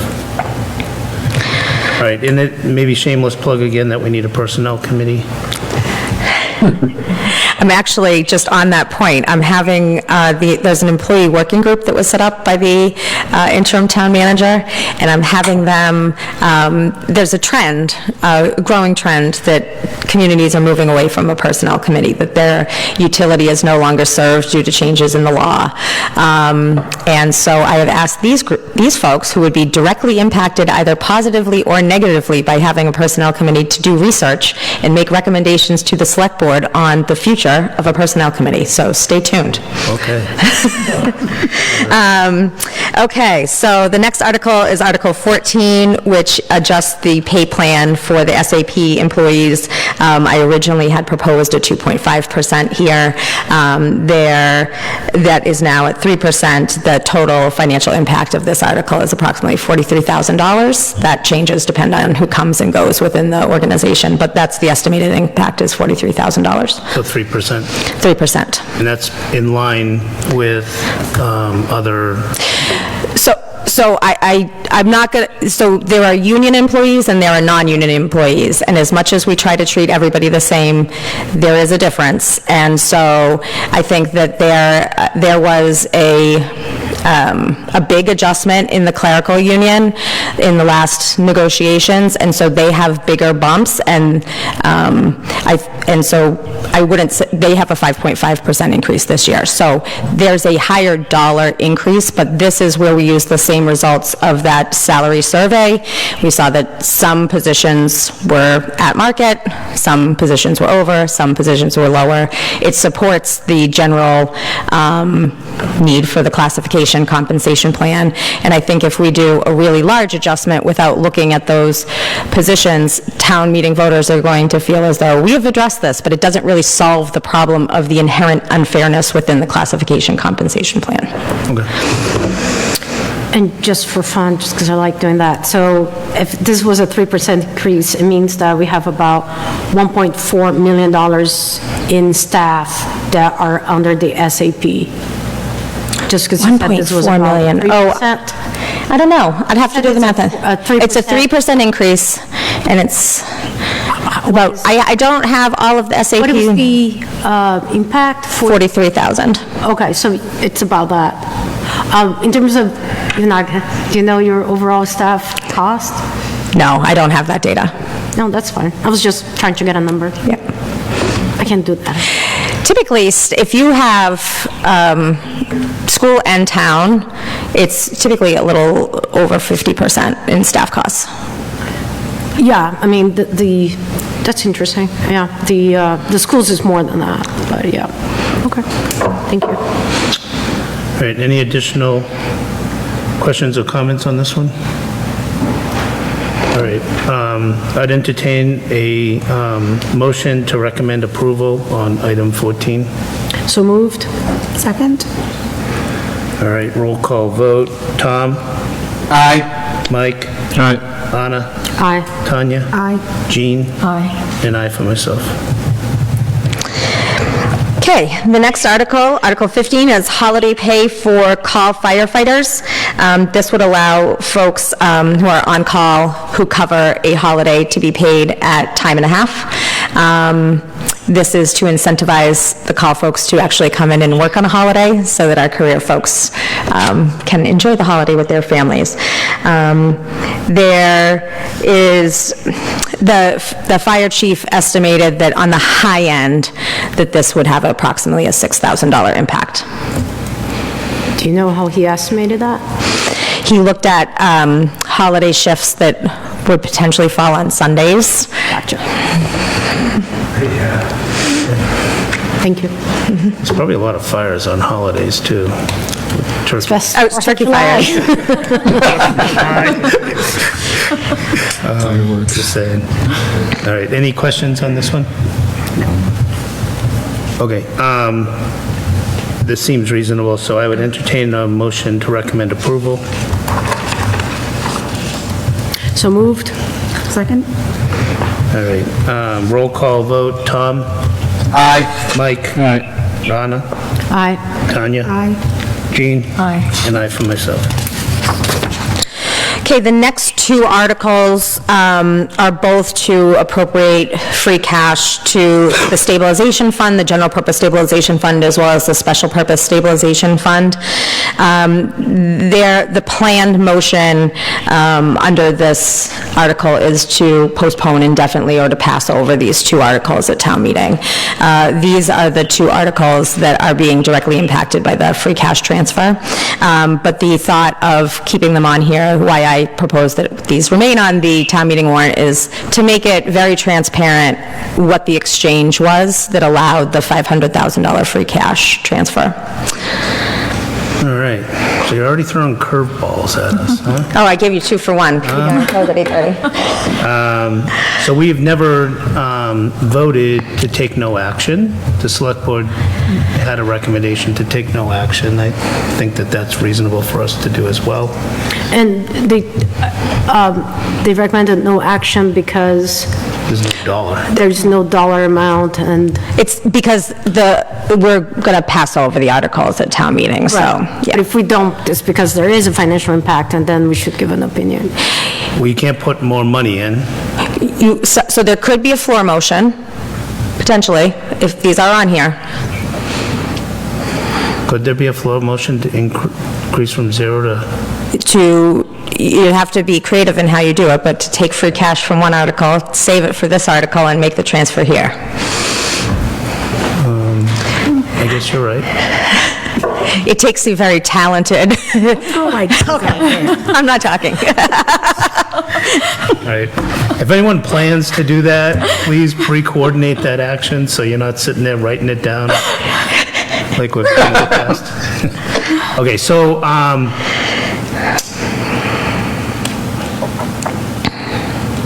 It'll keep our attorney busy, too. I think, Mr. Chairman, if I can just say, these are the two that directly violate the free cash policies. Right, no, I understand. So if for some reason the 500K were not approved, we would have free cash that otherwise would have gone into these. Correct. The plan would be to do that at special town meeting? Correct. Okay. Okay. Rhonda? Rhonda Lucia, 181 Reservoir Road. I just have a question on this one. I think it's probably a good idea, even, since we're mentioning that it's not a good financial policy, I think the public would like to know, does it have any actual negative impact on any of our standings as far as bonds, bond rating, or anything like that? So that's a very good question. So in making the decision whether or not we could do this, I did look at those policies, and we are over, in our general purpose stabilization fund, we're just over what the recommended baseline amount would be. So I do feel that it's safe for us to do this one time only. I think if we were, there's no requirement that you're transferring funds into your stabilization account if your stabilization reserves are healthy, right? And we are just over that threshold of health. But if our stabilization account were to dip and we were to not be making future transfers, there could be a negative impact. I don't think that there's probably any impact whatsoever of not making the transfer to the special purpose stabilization funds, which are not required. Yeah, one thing just going forward, I do think as we nail down a 10-year capital plan, we probably should have in mind what that special purpose stabilization fund should be at. As we've built it up, yeah, it made sense to put in $250K or whatever a year, but there's probably a limit to what we should have in there. All right, so any other questions? Okay. So we're going to do a twofer. I would entertain a motion that we recommend taking no actions on Articles 17 and 16. So moved. Second? All right. Roll call vote. Tom? Aye. Mike? Aye. Anna? Aye. Tanya? Aye. Jean? Aye. All right, aye for myself. 16 and 17. Oh, 17 is special purpose stabilization fund. So 16 is stabilization fund and 17 is special purpose stabilization. Okay, the next article is Article 18, and this we are following directly our financial policies, and we should not be avoiding doing this year because it would not be a good measure. And that's to transfer free cash in the amount of $222,500 to our OPEB trust fund. Other post-employee benefits, our fund is presently 2.69% funded, which is why I'm saying that this is not, it would not be recommended to forgo this transfer. All right. Does everyone understand this one? Like OPEB, what OPEB is? Okay, good. Any questions on this? It's always an interesting one because it's like putting $10 in for a $50 million mansion, but we do it. Okay. So this one's pretty routine. I would entertain a motion to recommend approval on Article 18. So moved. Second? All right. Roll call vote. Tom? Aye. Mike? Aye. Anna? Aye. Tanya? Aye. Jean? Aye. And an aye for myself. So it passes 6-0. Okay, the next article is to establish a compensated absences reserve fund. This would be a fund that would allow for the unbudgeted payment and payments that cannot be covered for employees when they separate from the community for their accrued vacation leave, and if they have a contract that allows them to be paid for any sick time on the books, their sick time. Okay, and then can you talk about Article 20? And then Article 20 funds funds the fund, if so established, in the amount of $10,000 with the transfer from certified free cash. Now you gave me a curveball, Mr. Chairman. Hey. All right. Any discussions on this? I think we talked about this already. Okay. I would, The only thing that I have is a little bit, you know how we got spoken about our chart of accounts? They're like very long, very old, and blah, blah. I hear you, but like, unless you have a plan to make this account much bigger, that has a lot of movement, it just feels another account that we're adding there. So we are adding another account, but I think that the real complaint about the chart of accounts is that there's a lot of sub-budget lines within lines within lines, where this is just one fund. And it just gives us a place that if something happens and we are too far away from town meeting, or, you know, we don't need to go to the reserve fund, it just gives us a place to go. No, and I understand, it's just, you know, another town manager comes and everything, it's just, I can see, and then we have this 100 items long list of funds that we have, and we don't know what they were. I mean, we do have some of those. Yep. Like the library was one that they had the trust funds. The trust fund. It's like, can we simplify it or find a way to properly document some of these things? It's just one more thing to manage. And I don't know where you're planning this, like, it's $10,000, likely available from somewhere that we might have been able, but hey, you want to manage it, go for it. It's like, that's it. I wouldn't do it. Are you going to be my dissenting vote? I'm not going to dissent you, I'm just forewarning you, you're just adding another account that you're now managing for $10,000 on a almost $50 million budget. Go for it. I like the granularity of the costing, just to see where every single penny goes. And if there's 100 strings, then there's 100, but it's just my opinion. And you do have to manage it, so. okay. Any other discussion? Okay, so I would entertain a motion to recommend approval of Articles 19 and 20. So moved. Second? Any further discussion? All right, roll call vote. Tom? Aye. Mike? Aye. Anna? Aye. Tanya? Aye. Jean? Aye. All right, and aye for myself. Okay, the next 4 articles all deal with sewer. The first one is a transfer of $1,545 to the OPEB Sewer Trust Fund. Okay. So the next 21, 22, and 23 are pretty standard transfers of money between enterprise funds, right? Yes. Okay, so I wouldn't mind, again, taking these 3 in as one vote. So 21 is, do you want to just? Yeah, sure. So 21 is the $1,545 transfer to the OPEB Sewer Trust Fund. That is for the portion of employees' OPEB liability who are compensated, or part of their compensation is through the sewer revenues or sewer enterprise. The next article, Article 22, is the FY26 sewer enterprise. This is to actually fund the operations. The total budget is $1,886,150.22.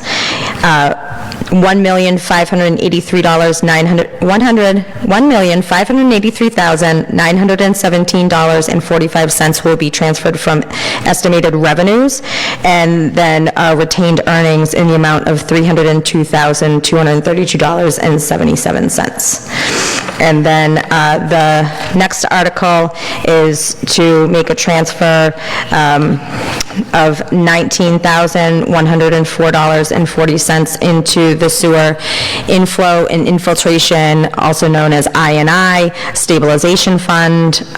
This is to mitigate water that's getting into the sewer system that is not wastewater.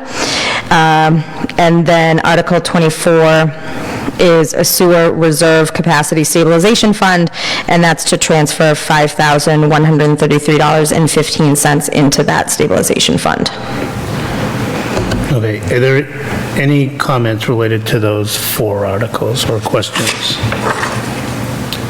Okay, is there anyone that would vote differently on any one of the 4 articles? It's basically saying we agree with the sewer department's budget, in my opinion. Okay, so I would entertain a motion to recommend approvals on Articles 21, 22, 23, and 24. So moved. Second? All right, roll call vote. Tom? Aye. Mike? Aye. Anna? Aye. Tanya? Aye. Jean? Aye. And I for myself. Okay, the next article is for our solid waste, a portion of our solid waste program. The recycling portion of the program, as the committee is aware, is handled within the operating budget, and this is the trash portion of the solid waste program, which is funded through the pay-as-you-throw bag program. And this, the motion under this article is to transfer or to appropriate $500,000 from those pay-as-you-throw revenues to operate the solid waste enterprise fund program for FY26.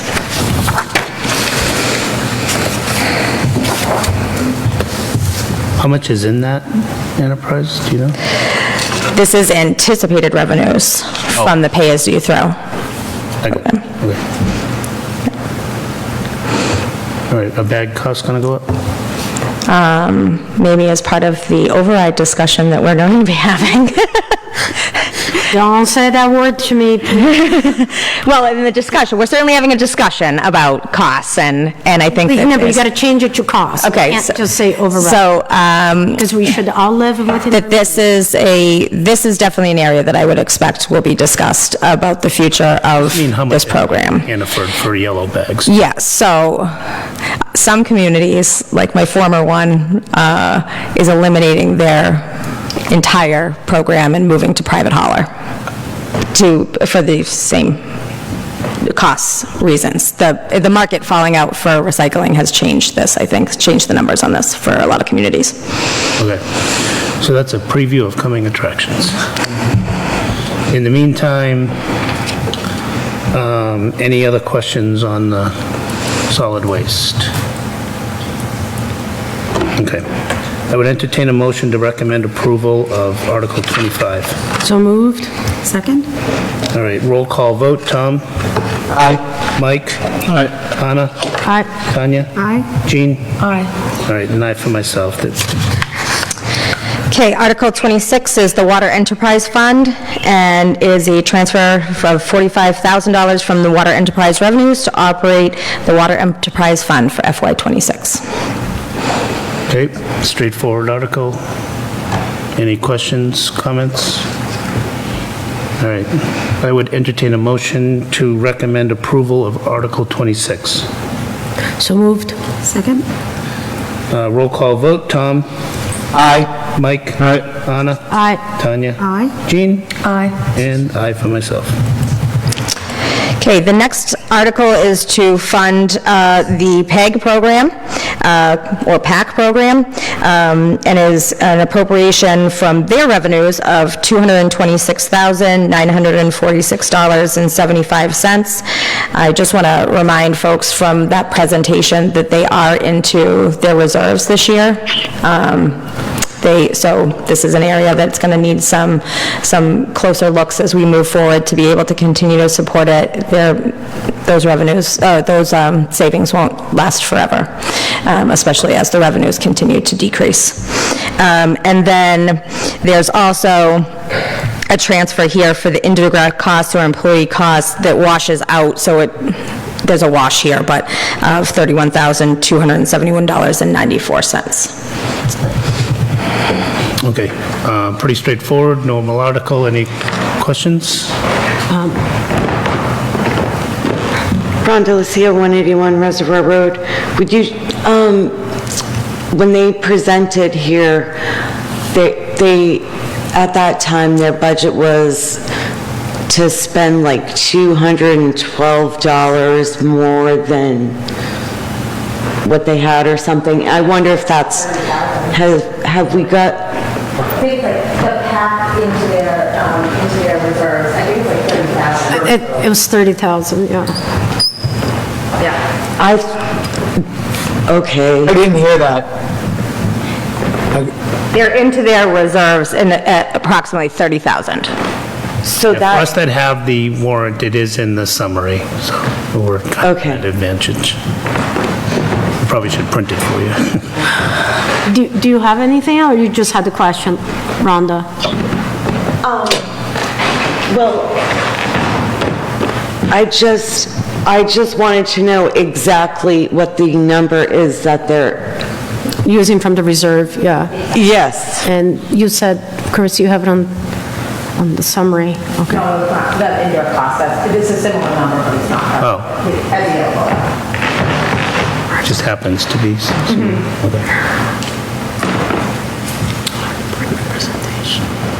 Just stretch it. I understand it all the time. 32,291. Very close. Very similar number, actually. Okay. All right, any other questions or comments from anyone, I guess? The only comment that I have is they are using if the next article, if the article for the town hall build passes, they planning to use that to fit. I think between now and next budget season, which it just happens all at once, it'd be good to ask them how they're envisioning their operations being sustained in future years. So I don't know who take the note on that. Okay. Just from my understanding is they're hoping the state will pass a bill that will start charging the streaming services. And some of the, I can't remember, it was 80, 10 and 10 or something, the money would go to help fund their projects. This would be statewide. Because that's what's happening. They're moving from cable to streaming. So they need to go after the streaming services to make up for the shortfall from the cable.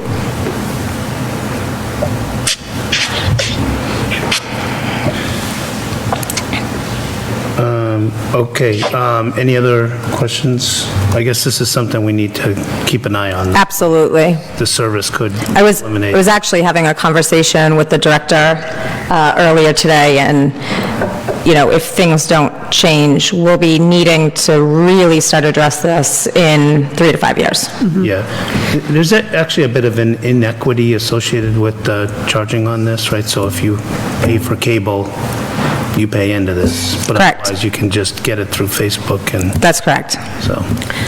And, and along with the caution, one of our requests last week, which I prompted, was, to ask the school department to give us a budget that's encompassing of everything, so we can see that their full operations. And here we are seeing a town department that is not living within their means. Yeah, it's only 30,000.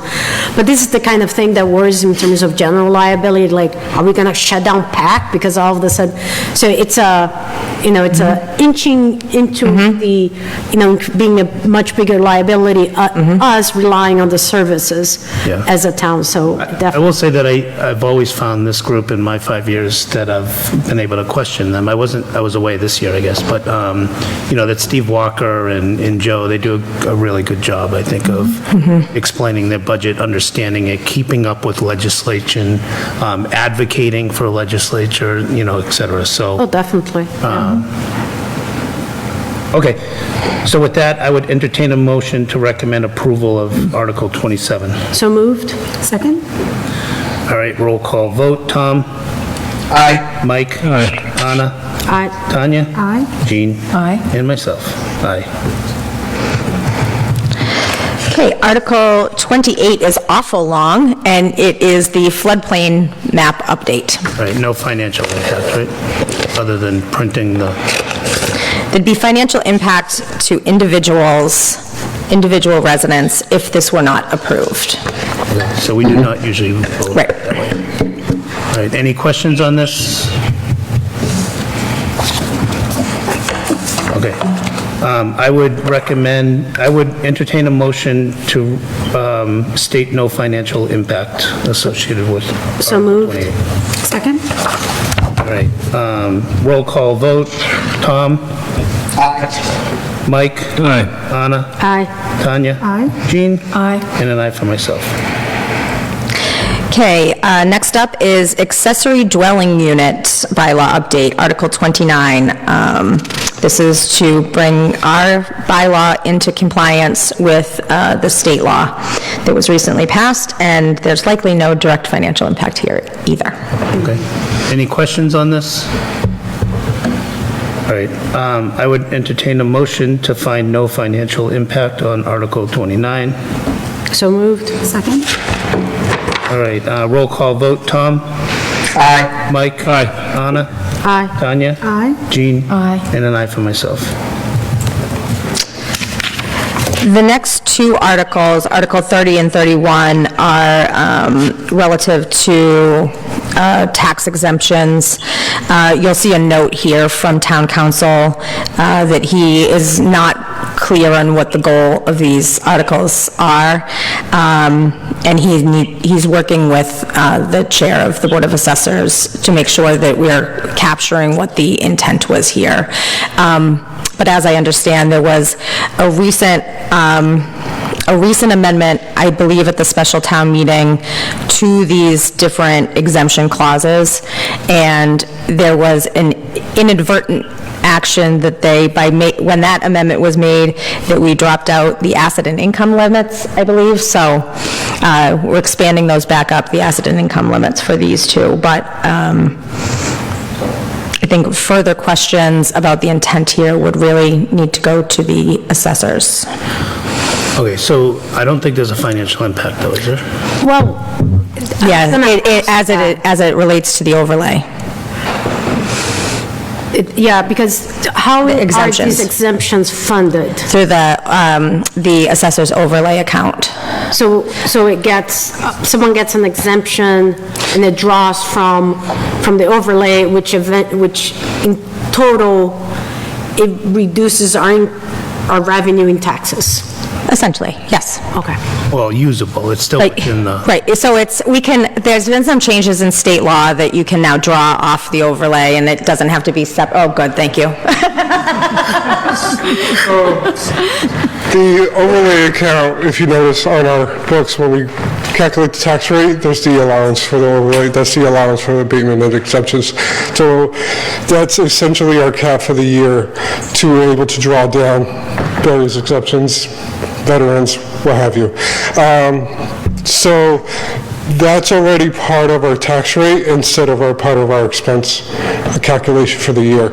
So as the exemptions come down, any leftover overlay rolls into the next year is available if needed. So like the tax assessment issue, they had to use, I think it was over $1 million in exemptions they had to do. 1.4. So I'm just giving you an example, but yeah. But that's what the account's for. So it does draw from your revenue? Because that account that account's already, that allowance is already deducted from the revenue at the beginning.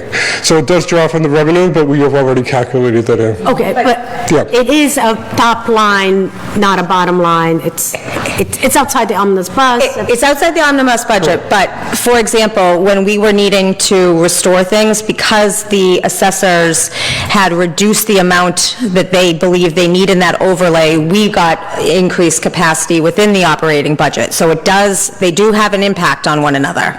So the higher the overlay amount, if the less revenue to fund operations. Correct. Yeah. So it is an expense that it's not truly an expense because the way we get accounted for is on the top line from It's almost a net effect of lost revenue, right? it is an Correct.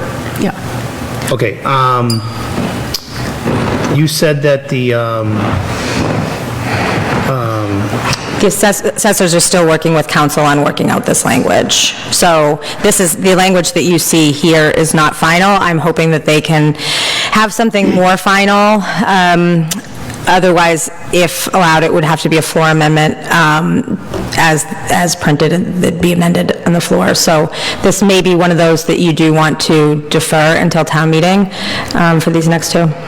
Can you comment on why Select Board recommended approval? Or? So they heard the presentation from the assessors earlier on in the season, and the goal here is that we're helping folks who otherwise with the lower thresholds wouldn't qualify for exemptions, to help them. This only applies to certain individuals, so that we're helping them be able to maintain some level of affordability within the community.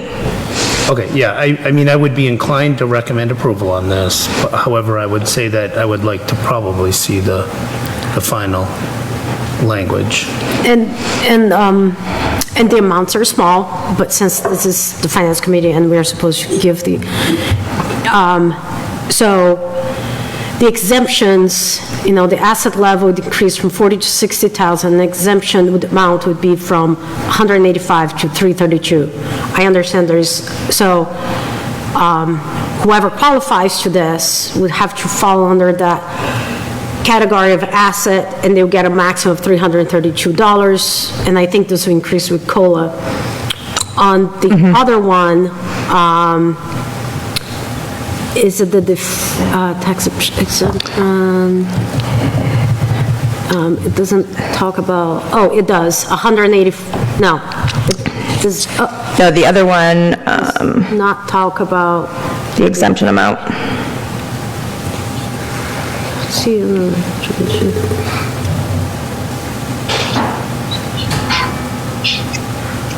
Oh, so this one, it just talks about the increase, but not the exemption. We don't know. I can ask the assessors for that. So there is a financial impact, but we don't know what it is. And, And you don't know how many people there are, too. That's the other piece, that you won't know that, right? You won't know, there can be an estimate, but you don't know how many people are going to qualify and apply. Well, I think they can give us, they've been talking about... historical data. Well, it's historical and circuit breaker, like they know how many people currently qualify in the circuit breaker, so it would be even a smaller subsection of that. So it would be limited. But it's not explicit what the financial impact could be with current levels, which I think that's a fair a question to have. Yeah. Okay, so did you have a comment on this?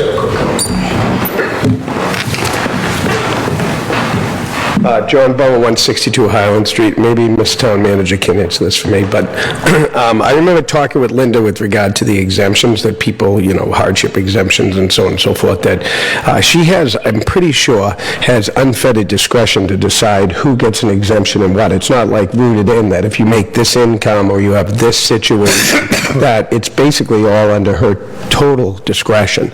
So she's the one who's looking at how much money is available to decide on whether or not it's feasible to be able to offer an exemption. And I think I had read that at one point in time, but I'd like to see if there was any clarity or understanding with that, because I did ask Linda about that, and I do remember reading that it was her discretion. So I think that this is not germane to either of these warrant articles, right? So, but that said, the Board of Assessors is approving those. These things, I've never seen this process because it occurs in executive session because of the materials that folks are looking at, but it's not the principal assessor on her own doing this. Okay. Yeah. I agree with that. It's in. Go to the mic. That's what sorry, John Bowen, 162 Highland. That's what I was trying to figure out, is that I agree it's done in executive session because these are personal issues. But I think that it's discretionary on whatever committee or board that is to make that decision based on evidence presented from that particular person. So I'm not saying that she has we don't have enough money, I'm going to tell you no, because then she's going to come to you and say, we have to tell this person, yes, can we use money? And that's what I'm saying is, I know in executive session that it was discretionary. So yeah, thank you. All right, so I think because the language could change, my recommendation would be to defer. Yeah, and because we don't have a stated financial impact, and they can use their current I think there's an add-on to current exemptions, so they can use their pool of recipients to give us a financial impact, an estimated financial impact at today's time and date. Well, I mean, they're changing the qualifying amount though, right? So they would only know what it was. Well, you can do by percentage, right? I mean, It would depend on who applied for it, so it could change. Yeah. But my memory was it was going to be maybe one or two people, and it wasn't, I mean, it wasn't big numbers. I don't remember exactly what it was, but I think we can defer and then listen to, get the better wording and then hear what they have to say and then vote at town meeting. Okay. All right, so I think that's the case for both Article 30 and 31. Do we agree? Yes. Okay, so I'd entertain a motion to recommend deferral on, or to defer our recommendation on Article 30 and 31. So moved. Second? All right, roll call vote. Tom? Aye. Mike? Aye. Anna? Aye. Tanya? Aye. Jean? Aye. And an aye for myself. Okay, the next article is a citizen's petition. The petitioner is here, Mr. Chairman. I don't really have any comments on this article. So you have read it, though? I have read it. Is there any financial impact? It seems that it's just... There's a financial impact not in dollars, but in changing our financial processes. We would change financial processes under number 4. Okay. Which article? I have the, I don't have the letter. Is this related to the Cemetery Commission or the Yes. APDC? Okay. What are you looking at? The original one. There's a lot. I have a lot of files. Okay. Do you want to state something on it? Maybe quickly? Sure. Please. I think I'm going to recommend no financial impact. Yeah, John Bowen, 162 Highland Street. So the section that she's talking about that has any financial impact, it's not a cost, but it's a process. Okay. So in that process, I've taken the information that I've heard from this board and from other boards with regard to things being done. I will give an example that happened tonight. There was a $50,000 capital plan item that was presented for the cemetery tonight by the DPW, okay, and they have $96,000 in their sale of lots fund, and they allotted to take out of the omnibus budget warrant article the $10,000 annually that they generally would as a cemetery commission, and the response to that was to collect the interest for the next year on the money that's in that. Well, that's $1,800. I mean, when there's $50,000 you have for a project, and you have $50,000, you should spend it. But you shouldn't spend it unless you have a plan. So in that particular section that I was explaining, it says that if you go down, it would say,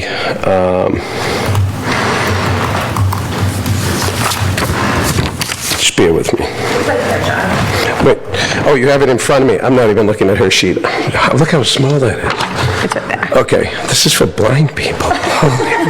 She's got better eyesight than me. Oh, the This is number, like as we all neat have font. in front of us. Okay, so it says here, it says 4B, it says the cemetery commission shall be permitted to make rules and regulations change and requiring the expense of any money, including expenses derived from the following funds, but not limited to: the sale of lots fund, perpetual care fund, family trust fund, a gift, donation, and any or all monies allocated or procured, including the granting of refunds, only by a submission of a warrant article, which shall be presented with a comprehensive collaborative written plan for its specified use, which includes a presentation of the Director of the Department of Public Works, Cemetery Superintendent, and the Town Manager, and then presented at the annual town meeting for a vote of the inhabitants of the town of Lunenburg, subject to the approval of the warrant article by the Town Manager, a 2/3 majority vote of Finance and the Select Board for the use of that money for projects, so that there is a plan.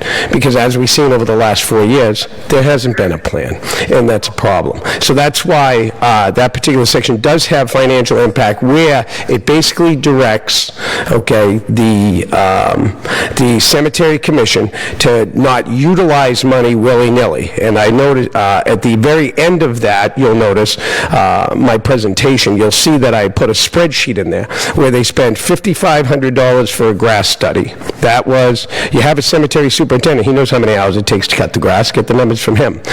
There were costs for foam boards for another $850 to make presentations, to have photographs done to no fruition.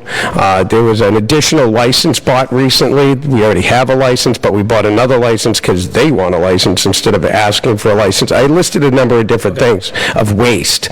And this is what... present this at town meeting? This is, yeah, and this is what this article basically says. So when they say, and the select board last night had said that this has no financial impact, they're mistaken. It does have a financial impact. It has financial control. If we were a cemetery, mutual benefit cemetery, all the citizens in town, including plot owners, would have a vote on what money gets spent and how money gets spent. This is what this does. This gives the people and the inhabitants of the town to say, we agree, without having issues like what we had earlier with the capital plan, when they have $96,000, but they want to use tax money, even though they have sale of lot money. That was the reasoning behind this particular section of this article. Okay. So... Thank you. Yep, thank you. So, thank you. So generally speaking, financial impact to us is, it means it costs money or not. The processes and everything else associated with a charter or a warrant or a bylaw or anything like that, that just puts controls in place, is not something we've typically determined to have a financial impact on. So with that, I would just recommend on 32 that we find no financial impact. And with that, I would entertain a motion to find no financial impact on. So moved. Second? All right. Roll call vote. Tom? Aye. Mike? Aye. Anna? Aye. Tanya? Aye. Jean? Aye. And an aye for myself. Okay, the next article, Article 33, is a debt exclusion for Marshall Park. I think that you had a presentation from the proponents, but this is a $13.8 million debt exclusion that must pass both at town meeting and at the ballot box. And I'm going to give a lot of credit to your chair, who did a lot of work on debt analysis. And when I opened it, I was so pleased that he did it. But, so thank you, Mr. Chairman. But I don't know if you wanted to share with the committee your analysis here. Just debt-wise, I think I sent you all a link to the debt analysis that I did. We are generally within the 11% on excluded debt with this. We approach the 11%. We are almost nowhere near on the 4%, which is the regular debt. And I didn't have the how regular debt was decreasing based on current, so I wasn't able to really calculate where we were 14%, but certainly I added 14%. on my tab, I had, like, if you look at on the tab that I created and I put my name on, so people, I had added that. Okay. All right, so ultimately, I think that needs to be your debt schedule, but you can... I can steal it. Thank you so much, Mr. I Chairman. will say that the one thing in there is that took into account no Proposition 2.5 overrides in the future, which would thus just reduce the percentage. And the increase that I did put in there was 3.73%, which accounted for the normal levy limit of 2.5% increase, plus new growth, and I based that on this year's numbers, which was 3.73, I think. Yeah, it was, yeah. And, yeah, so I did add our current, I do have a different spreadsheet that we have to share. Oh, thank you. It doesn't sound like you have previous town manager spreadsheet.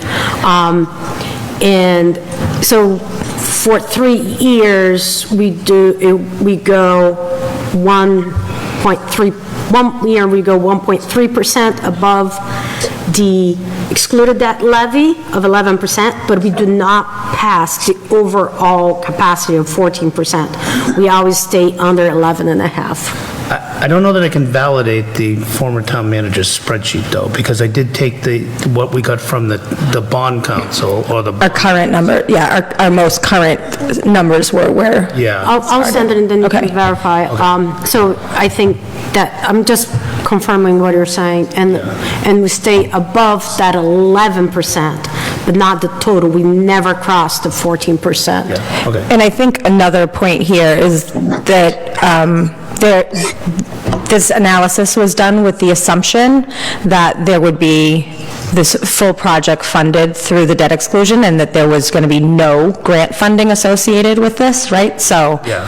I did not account for grants. right, so if, there was a substantial grant awarded for this project, if a future grant anywhere near that size is awarded, that will also bring those numbers down. Also, something else that I think you took this in consideration, Mr. Chair, was that I think we take the levy, we take the debt for the entire time on the first year. I just used the spreads that was in the... From bond council. Okay. Okay, so you did. What is it called? Debt? Bond council? Bond council. Okay. And I used the 18-year and the 20-year. Okay, so yeah, so you actually typed out everything versus doing 1 year, right? Yeah, no, that's good. So you did take it into consideration that... Yeah, there may be a as of typo now. in there too, but I don't That's think... for sure.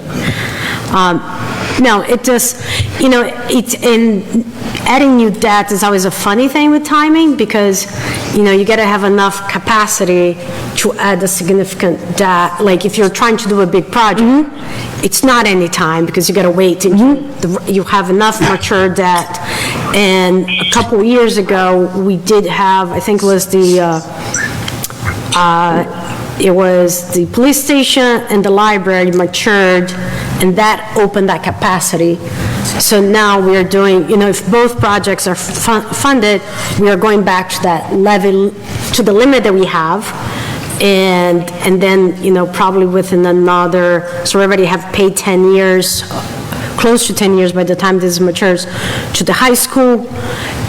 So 10 years from now, will be 20 years of the high school will be, by that time, the primary is going to be done. So for the town to do these big projects, the town has to be strategic about adding this debt at the right time, and this one seems to be the right time. Yeah. In terms of not passing and everything else. Yeah, so the other thing that I just kind of eyeballed in there is that around the time that you might think about another new school, we would probably have debt capacity. Because, as a ratio, the percentage is off of a tax levy that continues to increase. And it's incredible how high that levy gets because of compounding rates, right? The numbers that are there. Rhonda is itching. Yes, I can hear somebody. Rhonda Lucia, 181 Reservoir Road.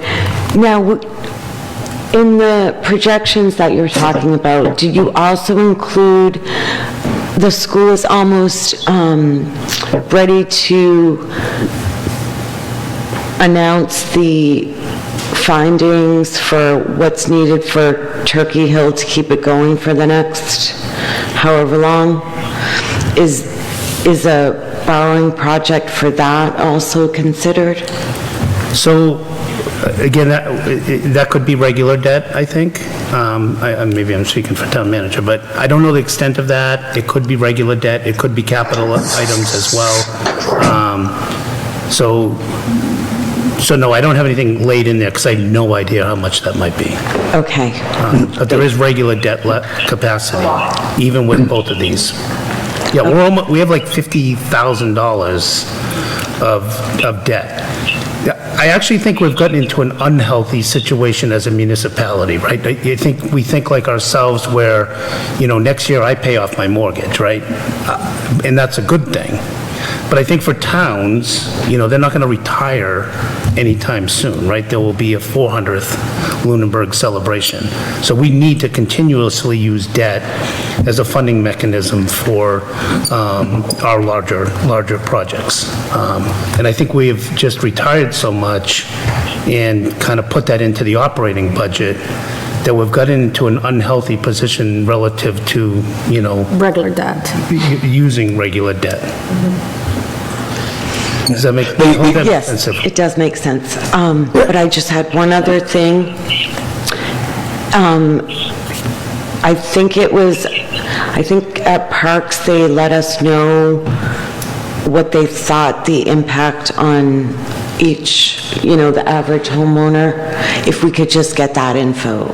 Yeah, we did calculate that, so I think it's in my report. 50 cents? Is it 50 cents on the dollar? It's 48. It was less than 50 cents, 40-something cents. Okay. So, Just one, did I not put it in there? I thought I had it in there. it's in there. Where is it?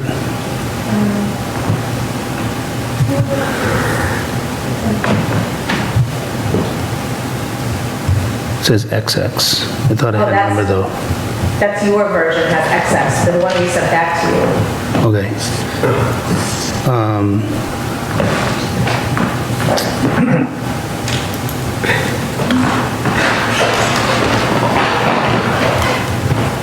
I know I saw that 48 cents somewhere. I think it might have been in the bond council.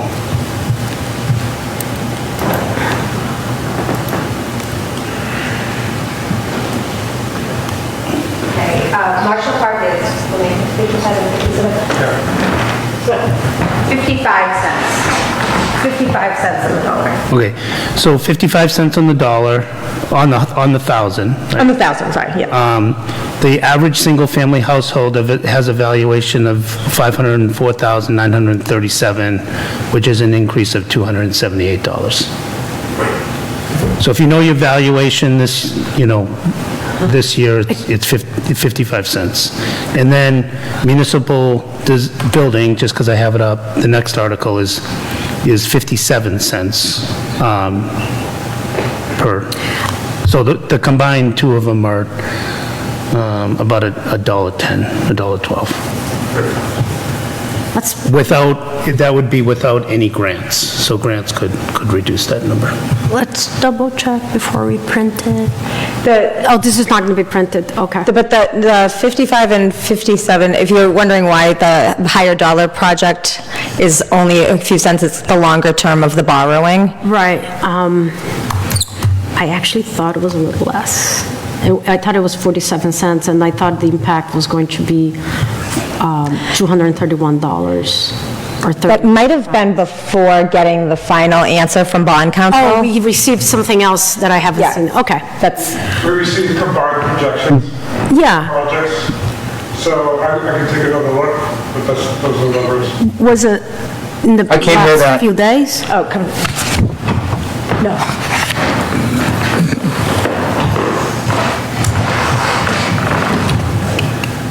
That's part of the combined projections. So there were other projections that came after the fact, and there's two articles for Marshall Park, so there's two totals as well. So there's phase one, and then the total project, so Right.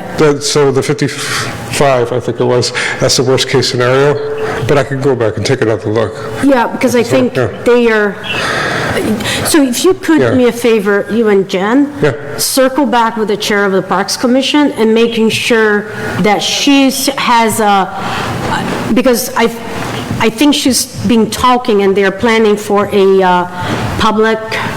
Next week. Next week, and we just want to be saying the same number, and I don't think she's saying that number. Whatever it is, the decision, I just think, let's make sure we're all talking the same number. And I do hear what you're saying, yes, there are a total of 18 different projections. It seems like, I get it. I'm not disagreeing or saying it's wrong. Okay. Thank you.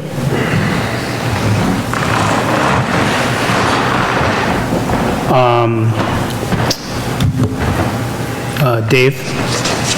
Yeah, Chris, I blanked when you were talking about the impact on the percentage of exempted borrowing, and Anna was talking about it. When you said we're bumping up right against the 11% and just slightly over on 1 or 2 years, was that both exempted borrowing proposals or just Marshall Park? That was the two of them combined. Okay, that's all I need. You don't have to explain any further. I missed that part of it. Thank Yeah, you. the two combined. Yep.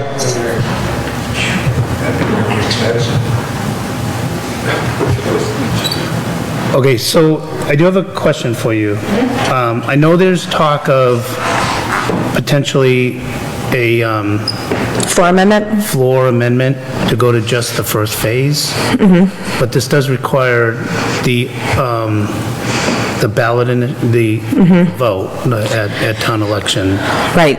Do we have language associated with those? Right, so because the election warrant needs to be set and printed before we know the outcome of town meeting and whether there is a floor motion put forward or not, we are, for the election warrant, anticipating that either of those two scenarios could come forward. And essentially, the way that the voting will work is that it's essentially like a pyramid choice. So if you were to vote at the election, on the election warrant for the $13 million project, that also includes a vote in the affirmative for the lower project. Okay. But if you vote only for the lower project, that would not be a yes vote for the $13 million project. That's very confusing. And unless there's a special election, there's no way to avoid this with the planned floor amendment possibility. Anyone can make an amendment on the floor for a non-planned amount or anything. So the likelihood of that on a large borrowing being successful at town meeting as opposed to the proponents proffering an amendment on town meeting floor, it does change the dynamics a bit there with the likelihood of success. Can the ballot be up to an amount? So actually, the ballot does not, for a debt exclusion, does not even need to include the amount.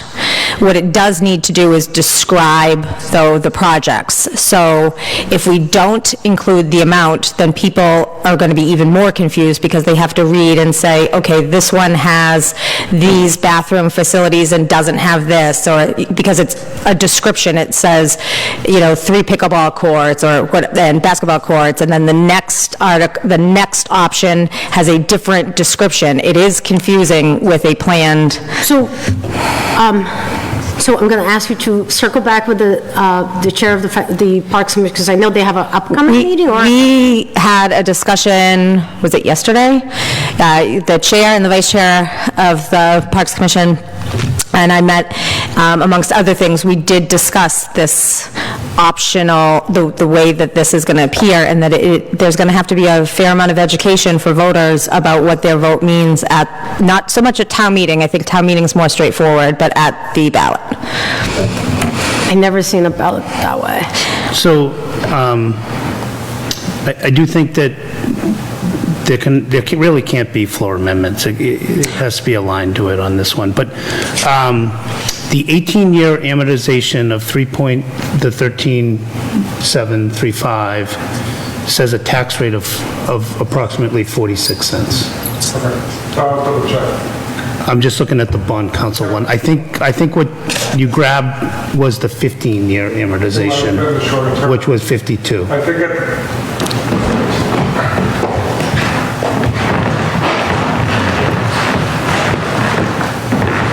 So I think I might have looked at the shorter term, because I think at the time there was, the parks had to just provide justification for the longer term borrowing. So I think I grabbed the worst case scenario. Okay, so I think what we would go with the 18-year though, right, on this? So let me take a look. I can circle back to you. Okay, I would like the answer. Yep. Because I'll get it to you tomorrow. Yep. Put out the report tonight. Yep.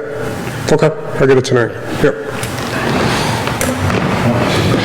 think there's a little hesitation just on the 18-year with the useful life of some of the equipment that could be in there. We've used that one as a stand. Since the 1970s, it appears. Go ahead, before that. Probably over 3 years. Okay, was there any other questions or comments associated with this one?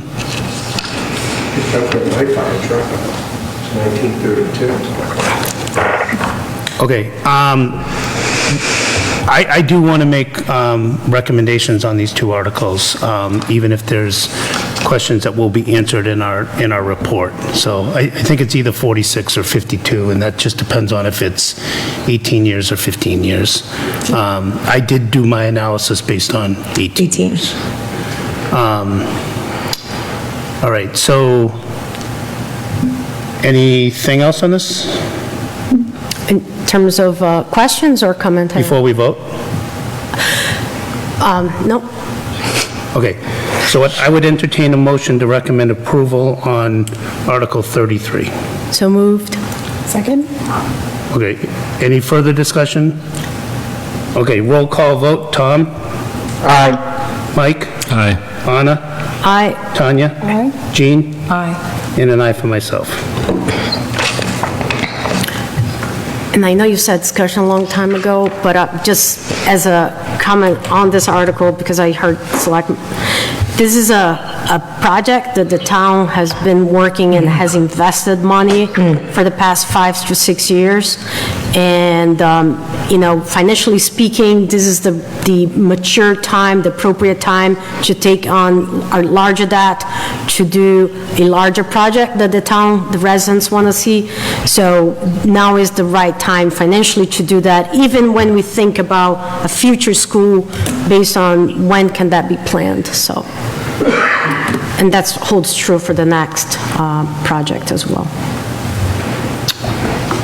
Okay, so the next one is municipal building, which is updating this building, turning it into a meeting house. This is a historical registered building. I think it's on most of our graphics that we use in the town. It is the face of Lunenburg, maybe. And then to add on to Ritter Building, and to then update Ritter Building with municipal government primarily going into Ritter, as well as the superintendent, a few of the school, and the ACE program. Michael Ray had given a good presentation to both the select board as well as the finance committee. And this was also one that has been going on for a few years. It did initially start out as the TC Passios. That was proven to be not really viable when the numbers came in. And this project, there was a lot of comments about it and all that, but I do think it's important as a town that we do give our employees and our public, buildings that they can work out of and that sort of thing. So that are ADA compliant, and all those sorts of items. So, Can I just add a couple of quick things? Well, the additional thing was that there will be more parking over on School Street. I can't remember the exact number, but there'll be much more parking for both for the Ritter Building. And of the money that's being spent, the vast majority is going to be spent on the Ritter Building. What we call Town Hall now, the building that you're in right now, it's 1.7 million. I don't have it in front of me, but it's not the biggest chunk of money. Most of it's going to be spent on the renovation and the expansion of the Ritter Building. thank you, Tom. And Tom has, we thank you as our representative onto that committee for several years now. Tom certainly has all the answers. Now, we do have this... Or I'll make them up. We do have this in the currently, at least in our report, as being 21.4 million to 22.3 million via excludable debt. I did ask Michael Ray for if he had a figure, and he did not get back to me yet. And I know I did watch the select board, at least for this portion of the meeting, and he still owes a summary associated with it. But with that said, I think, we've been talking about the big five, which are not elephants and rhinoceroses, and they are our buildings, for quite some time. We did demolish one of them. There's 4 left that need to be dealt with in one way or another. I think it's time to move forward with. And we have the borrowing now, and like I said, it does align, I think, with schools in the future to get all of our buildings to where they should be. I think, Mr. Chairman, one thing that, really excites me in thinking about this possibility is that we are having a lot of conversations about increasing efficiencies between town and school operations, and the notion of having the town manager and superintendent under one roof, I think, will really help to allow that to happen more seamlessly. And in addition, these buildings, they are aging, and I think if not now, when?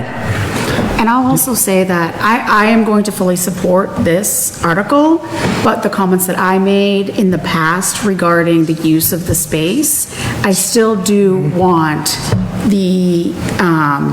I'm all for everybody being comfortable having offices, ADA compliance, all of that, but using the space in more of a community way, so that residents can also enjoy all of the things that we're going to be doing here. And I think we did that with Marshall Park.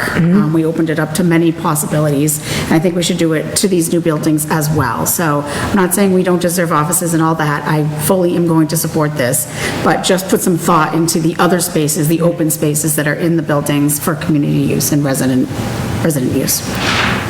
There was a lot of input from staff, from users of the building, to get not only the square foot necessary, but also some kind of way to make the buildings run smoother. There is, like with anything, if we build this in 20 years from now, I would guess that the building is going to be used differently because the world changes and what you need now. So even that was thought of. How do we make sure that this building can be, be good for the next 20 or so years? Did we ever get an operating budget for this new building? We did not, I don't. But I don't think they're there yet because of the level of design that has been. I know for Marshall, they have it, but that's at a 60 or 80% design package.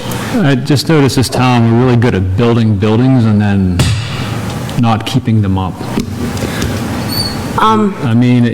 We constantly talk about a lot of the buildings around here with deferred maintenance, not, and everything, and then, we're talking about adding so many square feet, we gotta heat that, we gotta put electricity to that. It's gonna add a lot to the overall operating budget of the town. You're adding, it's not a huge amount of square footage, but it is square footage. Custodians, people. So I think the new space is about 8,000 square feet. I know what you're saying, actually a huge, Rhonda seems to know the exact. Maybe Tom, do you know the total? We haven't got that yet. It's not part of, at the level we're at yet, but that's something that is going to be part of the ongoing process. Sure. We are looking at solar panels to offset some costs in the parking area, and the numbers that are given, kind of like with the Marshall Park, are not including any kind of money that we think we can get for grants and things like that. So this is assuming nothing like that, because we wanted to have the worst case scenario. And there's a big contingency put in there. But there's also unknowns. We haven't done the kind of ground checking around Ritter to see if there's, something that's going to cost a lot of money because we're digging a basement if there's a problem. We don't think there will be, anytime you're doing renovations, there's unknowns. So we try to build in as much as we could. I will say, as it relates to that, two things. One, the town did, 2 years ago maybe, put in the facilities director, right? So we recognized that need, and now there's someone dedicated to that. I think the facility director primarily is fixing stuff because, things are just really in bad shape. But the other thing is, if you take it from a capital planning perspective, there are a lot of items on the 10-year plan related to the remaining 4 big 5 buildings in town. And at some point, we're going to have to actually start funding those. So there's maybe some gives and takes and a little bit more complexity than just There's an efficiency level of what we have now that's not efficient and costly, as opposed to a newer system that will be more efficient, and the use of the green energy going forward.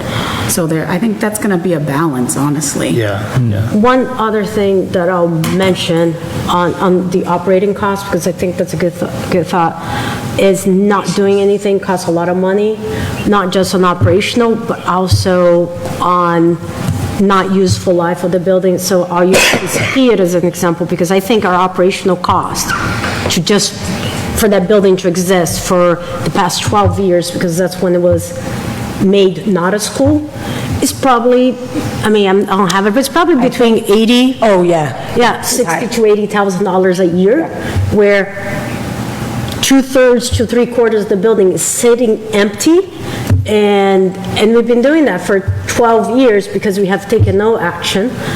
And meanwhile, the building has degraded now to the point that something that was could be used 12 years ago no longer can be used. So the no action cost is much greater on the operational end. That's a little different, saying no action on an existing building versus no action versus not building a new building. I mean, it's like, and I'm not sitting here saying we shouldn't do this project. I'm just saying that it seems there's some decent operating and continuous budget costs that we have not looked at for this. I mean, we're scrapping right now to fund our school and, there's multiple other departments within this town that want to expand their operations, right? The fire chief has asked for how many years now he wants that 4th shift, and so let's look at everything that we need to be doing, like these great new buildings, wonderful, it's going to benefit everybody, but that's going to add to our bottom line and costs every year as well, and we haven't looked at In that. operational or that Operational. Okay. Operational cost. I think we're speculating on operational costs now, and I think there's some ups and downs, and maybe we can, I don't know what we can do relative to that. So no, that wouldn't come until later in the project, and would take, to get to those types of quantifications, takes a lot more of the design and engineering costs that would be funded through this part of the project. So we've gotten all that we can get with the current funding.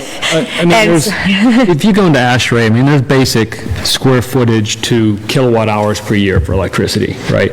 And it gives you a range, and that's gonna throw a stone into the water. That's gonna give us an idea. I would imagine that the chair would have potentially, based on his background, some knowledge of what the operating costs may be that he could provide. You don't need me, the chair. No, the chair of the Municipal Building Design Committee. I will do this. I will pose that question to Michael Ray. I think we asked it when he was here. He certainly wants this to move forward, and will probably come up with a story. Tom, are you meeting as a committee between now and? We're meeting on Monday. I just got the agenda when I was reading your emails, I got Mr. Jeffries' emails. Okay, so maybe you can kind of bring that up at the Municipal Design Committee meeting, and then Yes. I will independently reach out, to Michael Ray with that as well. It is You're all invited to the meeting, because we have, it is the most we do it online, and we have people, half the people there are talking are not members of the committee, which is good. All right, I do want to, Dave's hand's been up for a while. So Dave, Yep, just very briefly, through you to anybody on the Zoom meeting, can you tell me and the taxpayers that will listen to this meeting tape that this number is going to give them the building that they've shown occupied and ready to be used? They started out in the $15 to $18 million range. It's now up to $21 to $22, $23 million range. I need to understand that Tom did mention a contingency. I'm not sure what that percentage is, but normally on projects like this, you're 5 to 10% contingency. It's 20 to 25%. Okay, thank you. That's a great contingency, the way things have been going. But I think it's going to be important for the taxpayers to know that this is going to be the number, or this is going to be the number with an additional $500,000 spent to bring it to schematic design, or what?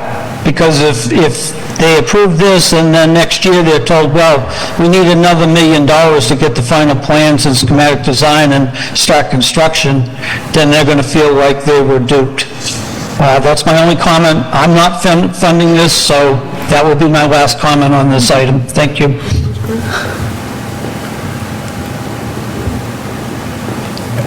one question I would have on this, maybe that, I don't know if Dave said this, or it just made me think of it.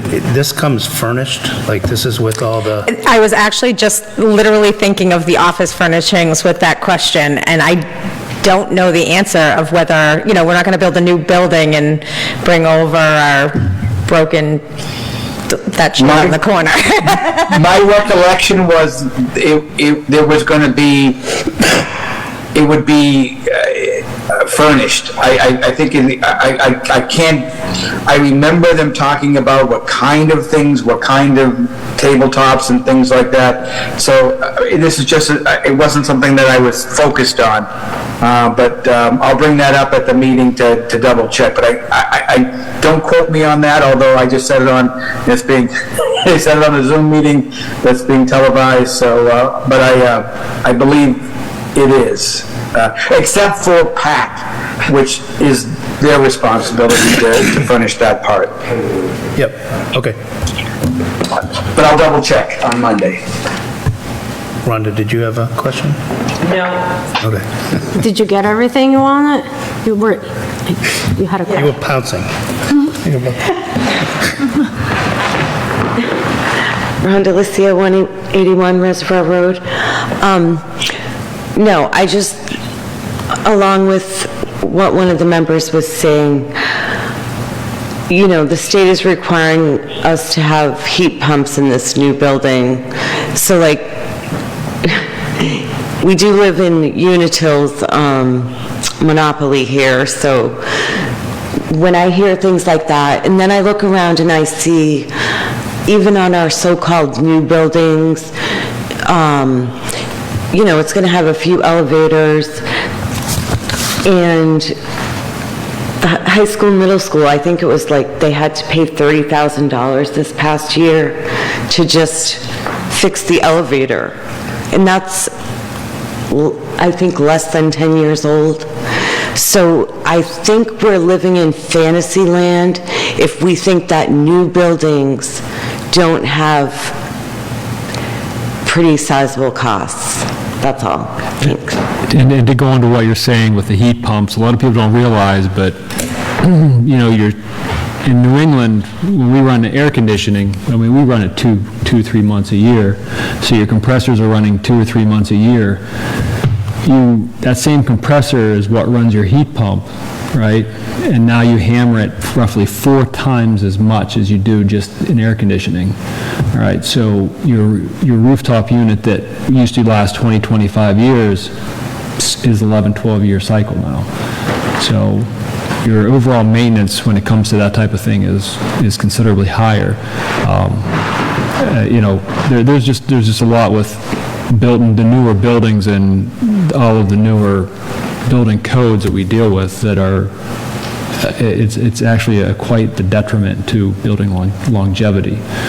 And again, I don't think in the scheme of things, the operation of an 8,000 square foot building is going to make or break the project by any means. It's just something that would be nice to know up front, just so we'd have that. Yeah, no, I think that's a very fair thing, and I do remember when the middle high school was being built, this question came up, and it was just assumed that operations would be smaller, cheaper, and they had some pretty complex systems in there that really did drive the operational costs up. So I don't know if it's an apples to apples from the schools to this building, but it is definitely something that would need to be, projected and thought through. And you do want to maintain a new building at a different level than whatever and there needs to be good speakers. So just real quick, in the early 90s, I was the assistant chief engineer for Drucker Management Company, and I was also a mechanic for Olympia New York Development. So these are two 40-story high-rise buildings, and I am actually a licensed HVAC technician. So, and I'm also certified in electrical, but not skilled in that department. But when it comes to cost estimating, I can tell you, building exterior structures out of glass and aluminum, there's a programming out there called RS Means. So RS Means has a cost program that you can put in all the factors, including put in all the money, and it'll do its own evaluation. And if somebody wants to do that, that should be the capital plan's direction is, let's get this done in this data, whoever's developing the project, and have them put all that information in the data, and we can come up with that. So I have heat pumps. I spent $1,000 a month this year, okay, with heat pumps. So last year I spent $600. It's doubled itself. So this year. So I'm just saying is Mr. Rupp has hit it on the head. It's going to be calculated in there, but when you get a building up and running, 25% isn't going to be enough to keep it going if it's needed. Okay, if it's 22 million, I'm going to tell you right now, add $3.5 million to that just to get it up and running and keep it stable for 3 years. That's a good cost estimate to look at. Thank you. Thank you. All right, any other comments, questions? With both Marshall Park and this, what is the combined tax implication? Yeah, so it's, we just determined, I just put it in the report. I just got to find it again.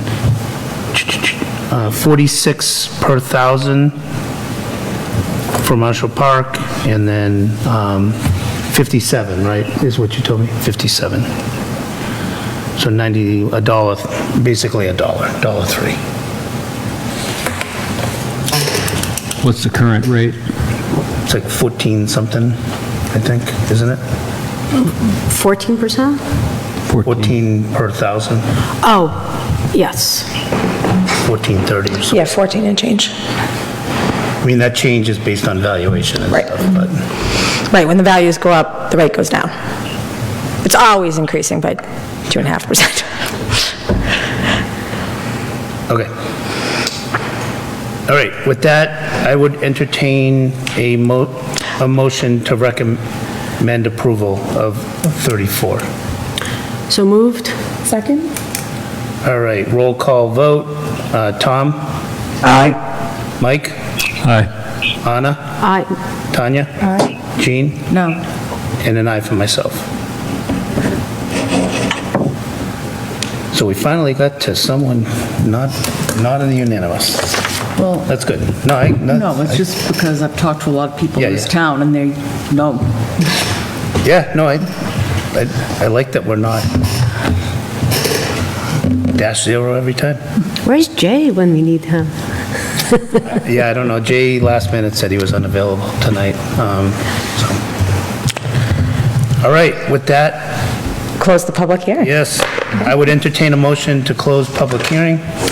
So moved? All right, all those in favor, Tom? Aye. Mike? Aye. Anna? Aye. Tanya? Jean? Aye. And an aye for myself. All right, thank you for all that showed up to public hearing and made their voices heard. Thank you for everyone that came prepared for the briefing tonight. All right, so the next thing on our agenda will be, I framed it as a workshop. So I sent out a draft of, well, a link to the draft of the annual town report. Tanya did make it better formatted today, so in that same drive, there's now one that's called Updated Lunenburg Finance Committee Annual Report.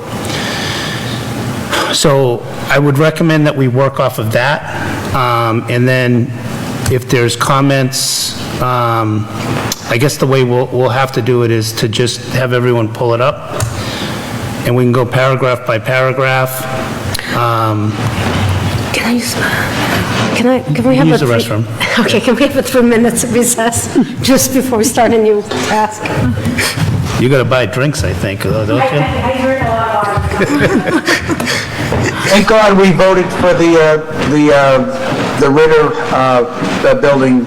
It's going to be a new bathroom in there, too. They're much more private. Yeah. So we won't hear the flushing anymore.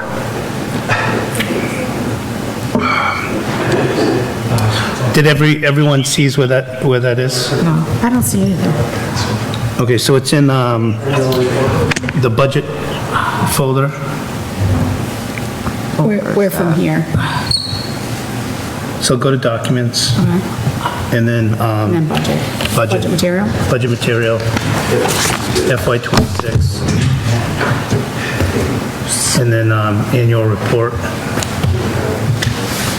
And then there's the updated. Is that in there, updated? It should have been saved by me. Yeah, you're in there now. Okay. So I can see 5 of us in here. So you're looking at the updated one, is that correct? The updated one, yeah. So this is why I kind of wanted 2 weeks to pull this together, but we're on 1 week. But that's where we are.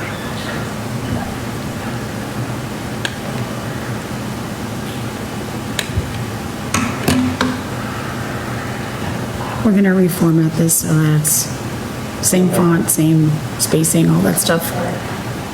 Didn't you do that? It looks like it's, well, there's some added things, but like some of the things are not the same font.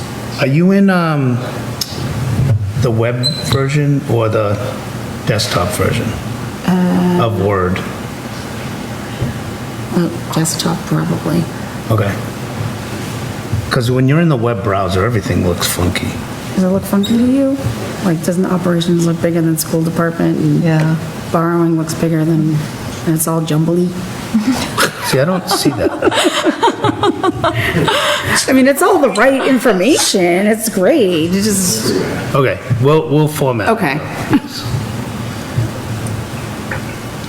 Although I don't know if you've seen our town report, sometimes it's just scanned PDFs of No, I can't. documents. Don't tell me. I can't hear it. We do not have desktop publishing. You don't have any staff, right, desktop publishing? Desktop publishing. Yeah. Is that like an old program, publisher? No, we have people in my company that are desktop publishing to put out, when we put out proposals. What We have graphics engineers that create graphics for us. We have Canva.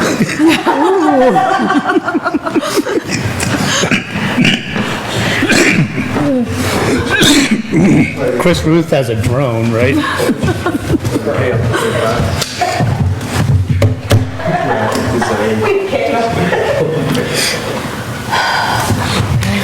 Oh, no. Lost the passage. It's getting hot in here. In the window. Those heat pumps are working. They work great when it's 50 degrees out. Okay, so, Anna, do you have the latest one open? No, I was not. I'm done. Okay, so it's in that same folder, but now it's called Updated Lunenburg Finance. Yes.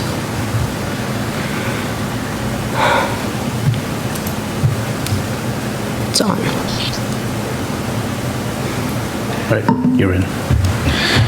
Okay, so there's two ways we can do this. Just, if everything is somewhat trivial in nature, we can just update it on the fly here. If there's anything we want to, what I would recommend by the end of tonight is we either approve it as it's written here today, or we approve it with me having authorization to make final edits in line with the spirit of our discussions. Okay. Okay, so let's take kind of let's just go through it. So the first paragraph on May 3rd, are there any comments associated with that? Nope. I don't know what this is. What is this? Oh. Okay, that's just where people are. Okay, then I list... Those are us, those little sticks, like life, a game of life, those sticks here in the car. Okay. Okay, then the next 5 bullets hit on articles. Jen is going to have to update them to the final article number for us, or I'll work with you if you need to, just based on how the article, the final order of them. Okay. Anything on those? To me, those were like the 5 critical things. If people were to come to town meeting, those are the ones that are not just kind of run-of-the-mill, in my opinion. I think on what's described as Article K, Yep. my suggestion is not enhancements to Marshall Park. The Parks Commission have been using oh my God, revitalization and construction of the master plan or something along those lines. All right, do you want to type it in right now? Okay, I'll do that.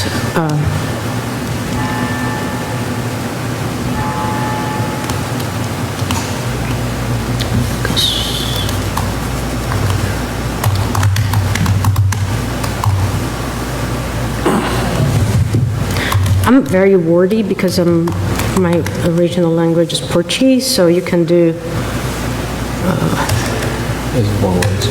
you can change whatever you want. Looks like there's just a random S that was put in there.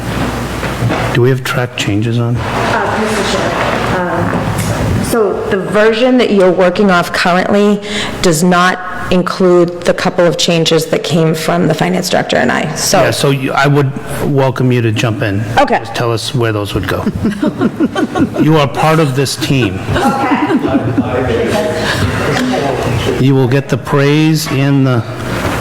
And the burden. Yes. You get the steak and the bread. Okay. I'm going to sit though. All right, anything else on the 5? Did you have something in the 5 bullets? No. Okay. There's a paragraph after that, the first 3 articles, anything on that? Yes. I think Ritter, I'm sorry, but I think Ritter Memorial in Article L is spelled incorrectly. Oh, it's double T, right? Yep, okay. Okay. Not to be that guy, but I just... No, be that guy. That's important. You were that guy in college, so. Hey, we weren't bringing that stuff up. Oh, yeah. No, you were smart. Okay. He was smart? He were smart? He was wicked smart. Okay. All right, anything else in that first section? The first 3 articles and, okay. All right, town revenue projections. Yes. So, the net state aid, Oh, yeah. is 10,006,739. Okay, hold on, you're way too fast. 10 million, 6,000, yep. 739. 10,006. Correct, 739. Okay. And then I would just suggest the change from state representatives to state legislature so that we make sure we're being clear that we're including Senator Cronin in this. State legislators. Yep. I need to see how I can spell. Which I can't.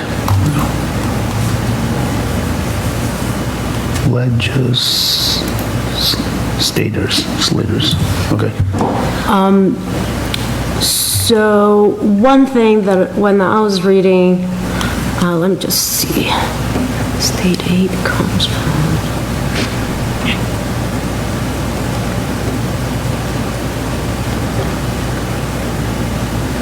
Because you changed, I had made a copy.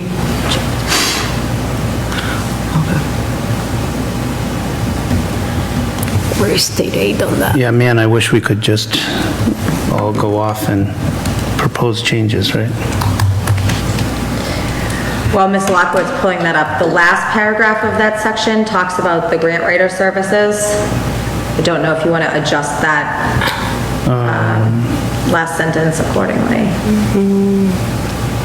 Okay, so I think we can just strike it now that it's in the, do we agree?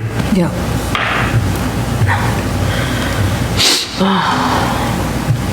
And they've changed the font. I don't like that font. Okay. 35, okay, for white. Wing-ding.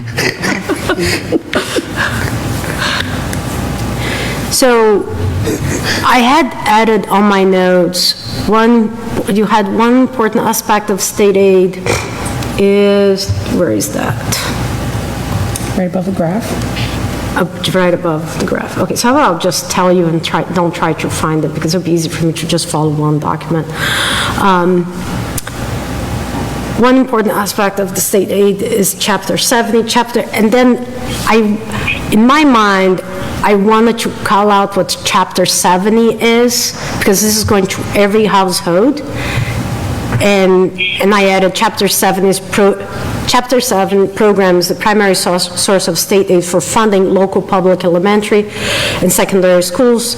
This year's the governor budget allocated blah blah of Chapter 70 funds to Lunenburg. And that just so that we really call out that this is for education and this is what they're giving us for education versus just saying Chapter 70. Okay, so this section got reworded a little bit, so how would we want to do that? Do you want a definition of what Chapter 70 is? I just want to add Chapter 70 so people know when they're reading what Chapter 70 is. Okay, so after the sentence it says, Chapter 70 governor's budget is set at blah, blah, blah for education, just add a... Yeah, it's the primary source. I'll copy this and you guys can just incorporate, like, Chris, stay there so I don't lose. 70. I'll put it over here and put in parentheses, just some more information. Did it go? No. Something happened. No, not all of them. I hang back.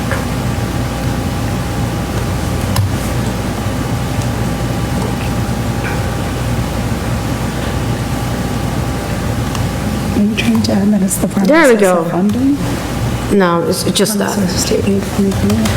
It's just put something that this is, like, if the state's gonna give us money for education, this is it. Somewhere there, I think it would make me happy. Okay, so I would just, okay. You can add it any way you want. All right, I will update that after the fact. Okay. I think that's a good idea. Do we have like track changes on or something?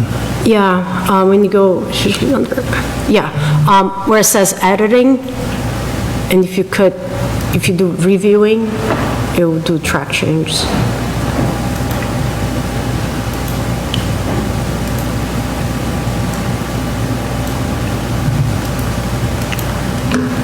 Okay, I don't know what's going on. Okay, I will add that.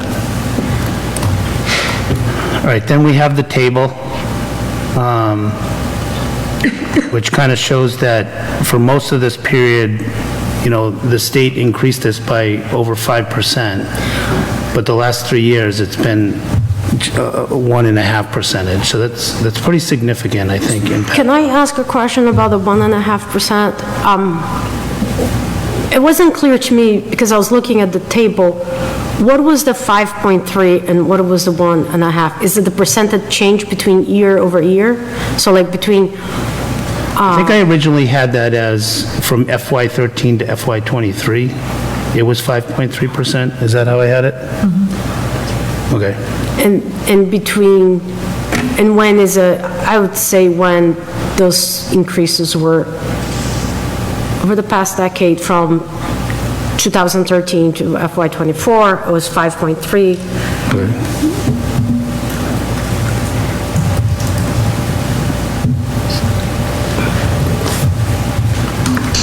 And the 1.5 was between... Just the last 3 years.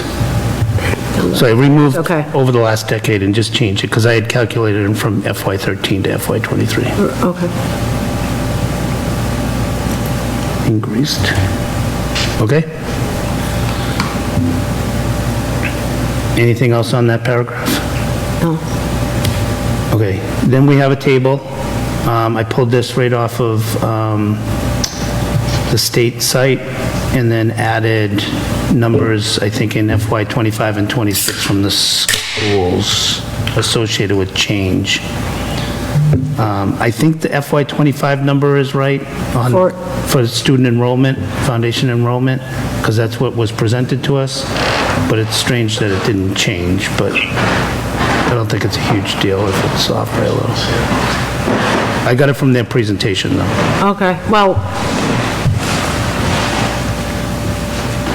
I mean, yeah. Okay. Anything on the table? Okay, anything on the paragraph after the table? When you say after the table operations? Additional revenue sources include local receipts.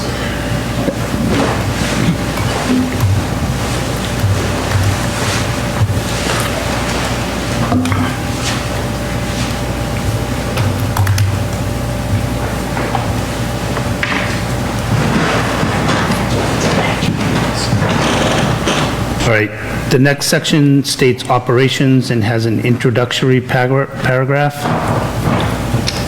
Any comments on that? I do have one comment on the sentence beginning with, as a result of these headwinds. Because we are making that one increase, I didn't know if we wanted to say, instead of the word either, have been largely held level. So did you strike that or something? I don't see headwinds on here anymore. As a result of these headwinds, department staffing plans? As a result, department staffing plans are either maintained. I think someone took out headwinds. Or reduced. What? I said, I think someone took out headwinds from their version, because I don't see headwinds. Okay, so it's still it's that sentence. It's just the word either in that sentence. Staffing plans are either have largely been held. Fourth sentence. Oh, okay, either. As a result, department staffing plans Or either maintained based on code. Have largely been held level. So what do you suggest? have largely, Well, because there is the one staffing change proposed, I don't want to say that they have all been held level. They have been largely held. Gotcha. So what's the language you want to? Largely held. well, so I think she's looking at different language, though. Yeah, I'm going between the two versions because my track changes are in one. It's really just that word either. I can make the change here. Should I just, are largely is what you wanted? So as a result, department staffing plans have largely been held, okay, it is different. As a result, department staffing plans. I think this is... are largely, Put a note and think about it later.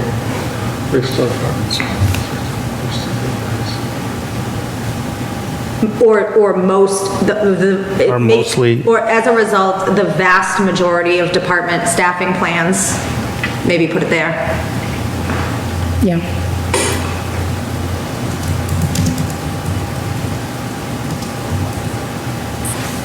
Do you want vast in there? I think. Yeah, let's put vast in there. Majority? Do you even have a vast majority of the department? Sounds so much better. Makes it sound like we're Worcester. So Like plans Boston. have been maintained? Or do you still want the word either in there? Have been maintained, Okay. have been, yeah, have been maintained, placed on hold, or reduced. Yeah, so plans have been maintained. Yep, that looks good. Okay. I think, and then just the fire department and school department experienced the most significant impacts of these decisions this year.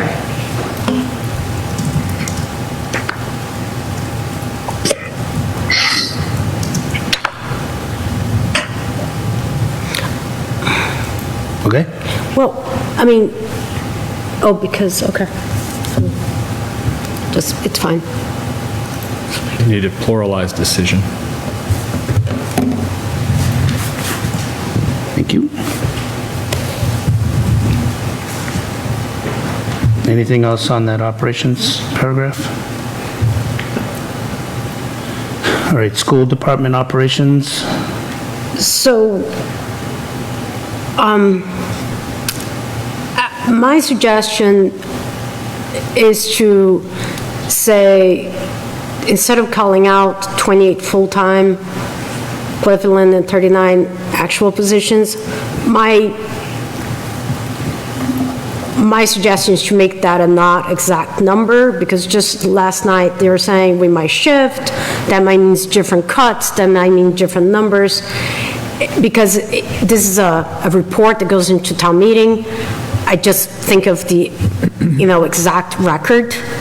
And this is something that fluctuates depending on which position they cut, their priority, like literally they can make changes to their staffing plans on, 10 days before, the day before the new fiscal year goes on. So I wouldn't call out exact things for various reasons. Either that or add an addendum on that these numbers are subject to change based on the use Put in of. approximately.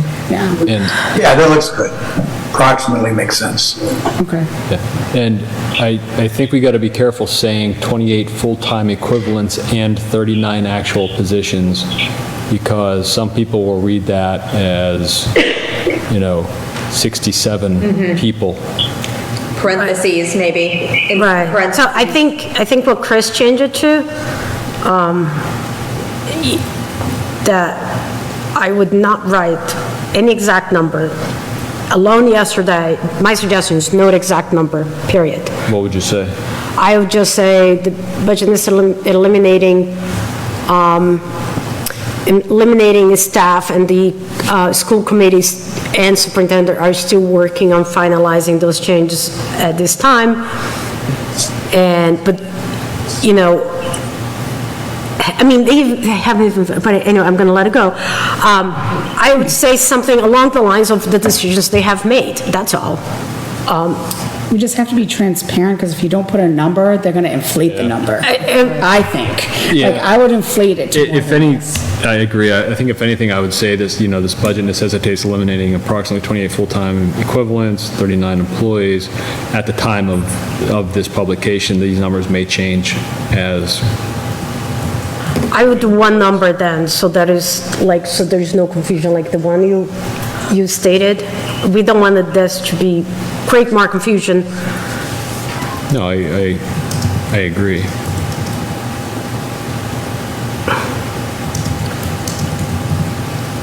Okay. I think this is their stated number at the time of their report.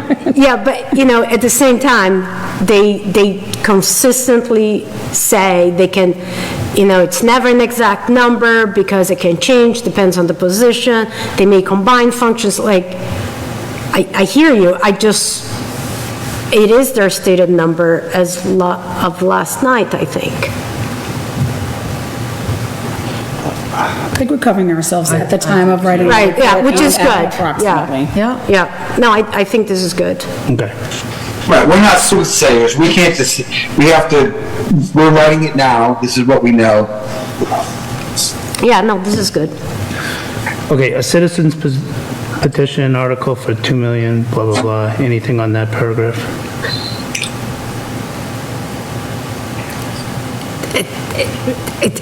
I mean, it's just so hard because like a citizen petition of, it's not level funding because just yesterday they said it's not level funded, they have not funded, they took it on fees. I would say as the presented superintendent level funded budget, because that is the only. I have never been presented a level funding budget. To the school committee.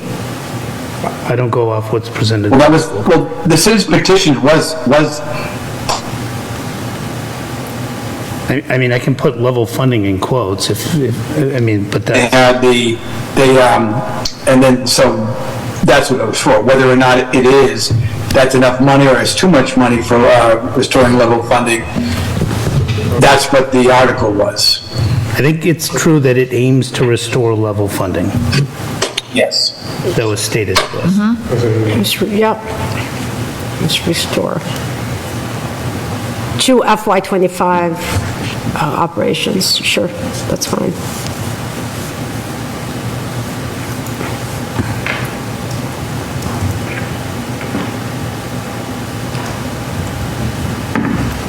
Okay. So today, I did add the select board voted unanimously to recommend disapproval of this article and further voted to not include the Proposition 2.5 override on the annual town meeting. As a Proposition 2.5 override, the article would require passage at town meeting and at an election, therefore no path exists for this article. I think. To say that we approved it too. The select board voted unanimously to not recommend that approve of this article and further voted to not include the proposition on the annual town election. Warrant, on the annual town election warrant. Election town, yeah, not meeting.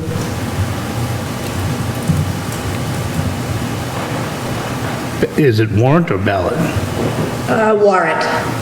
That was ballot. It becomes a ballot. Okay. Oh, we're getting technical We here, are Ms. getting Lawyer.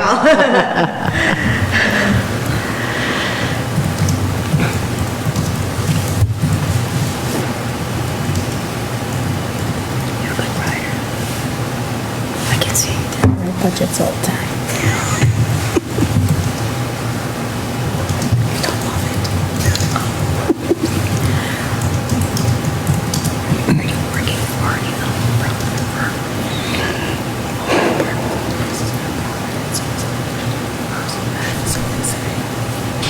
Okay, anything else? No. I considered putting in something related to Brian's email to us tonight, but I chose not to, because they never took a vote, so. And that's why it gets so, I mean, I know I'm worried, but it's, you know, it's so hard to express that in a. Okay. I hear you. I'm with you. Okay, so if approved, tax rate would increase by approximately 89 per thousand. I kind of did that based on that was my calculation, I think. Does that sound accurate? I can put it in the calculator right now. There is a website. Yes, there it is. I just calculate stuff in my head. Sometimes it's wrong. WPI. Not really, but. I was I just- wrong once, but I was just mistaken. What's that? I said I was wrong once, but I was mistaken. That's right. Okay.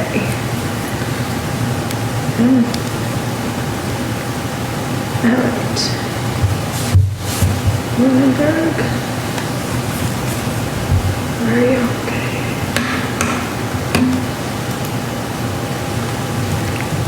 All right. Oh, error while processing my request. And it was- Does not compute. So, something I mentioned to Chris the other day, I don't know how you guys feel, like, I don't overly like the 89 cents per thousand. I mean, it's fine, right? But I would much rather see a percentage in there. Or at least, you know, added in there so people could actually hear what they are getting increased by. What was your calculation, 89 cents? Yeah. 100% correct? He looked it up earlier. No, I And- didn't. So, it 449? $449.39, Yeah. 100%. Well, how would the percentage of what? She hates it. Of their loss. I really want to give a dig, another dig for WPI, but, all right. I hear you. I hear you. The only thing. Because here's the thing, right? So 89 cents per thousand, okay, got to kind of figure out what that is, so my tax rate and everything else. But if I sit here and tell you that that is equal to a 6.2% increase on your taxes from last year, you kind of know, lock that in pretty fast. Yeah, but, Jen, People are going to want to know how much it's going to increase their tax bill, and that's what it says, 449 for a house of 504,937. So I think that's going to help people understand.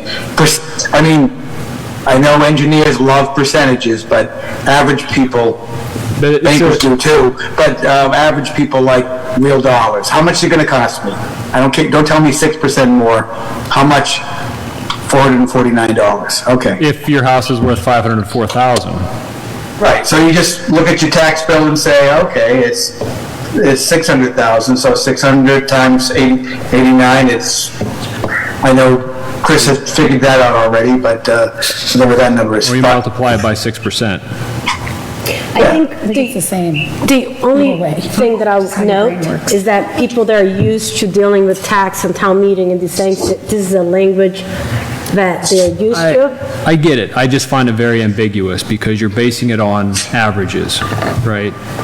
So you're basing 449 on a $504,000 average for the town, right? I mean, we've put tables in the past, like last year we put in a table. This would get complicated with multiple tables. I'm not saying a table, I mean, just simply, I do think, like, in general, we use the how much per thousand and equate it to a single-family household. Is it 6%? Is 6.19. Can we just put both, so that people whose minds work different ways can look at it in different But ways? doesn't also, the reason they do these dollars, you know, isn't because, like, if your tax rate changed, that 40 cents does not change. And if well, you're, we just said that 89 cents could change though, right? Or that the actual amount that you pay per thousand changes based on valuations as well, because it can only go up 2.5%. Exactly, this is like a snapshot in time at what the current tax, the impact right now. right. So with, if the valuations go up, that 449 no longer holds. Did you say 6.9? 6.19. 6.19. All right, so I put another sentence. This is a 6.19% increase in property tax. Well, one thing that'll come, since we're talking about percentages and you like it, Based on the average, I'm sorry, you should write based on this average. No, it's based on anything at that point. It will, which, values? Yeah, because your total fiscal year 25 tax levy included debt was 34 million. This is going to add 2.1 million. Okay. That was quick. I'm impressed. anyway, we keep going. Okay, I see no problem adding that. Okay, if the override is rejected, Article N, 500,000, is a temporary measure to delay service cuts. The school committee has not yet determined how these funds would be allocated, with further details expected at annual town meeting. Actually, they said there will not be a town meeting. It will be after town meeting. If it passes and it passes in the ballot, they'll discuss then. That was based on yesterday's meeting. She thinks. Not the override, the 500,000? The 500,000. Oh, okay, sorry, I'm still on the we're talking about override here. No, I moved off. We're done with overrides. Okay. We got to get out of here by 11. Yeah. I have a curfew. 4G. All right. I have a dog. Fire department operations. So for those that don't have this, fire department currently operates 3 shifts covering 24/7 town operations, leading to a 48-hour, 6-day-per-week schedule. Sundays are covered by call and per diem staff, with 62% of coverage provided by career firefighters. Of the 197 mass fire departments providing 24/7 coverage, Lunenburg is only one of 6 operating with 3 shifts. Most departments use a 4-shift model, making Lunenburg less competitive in hiring and retention. The shift expansion plan remains on hold for another year.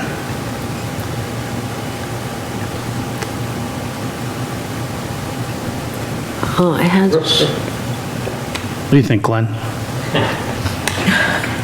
I think you should put them in this year. We know you. Tomorrow.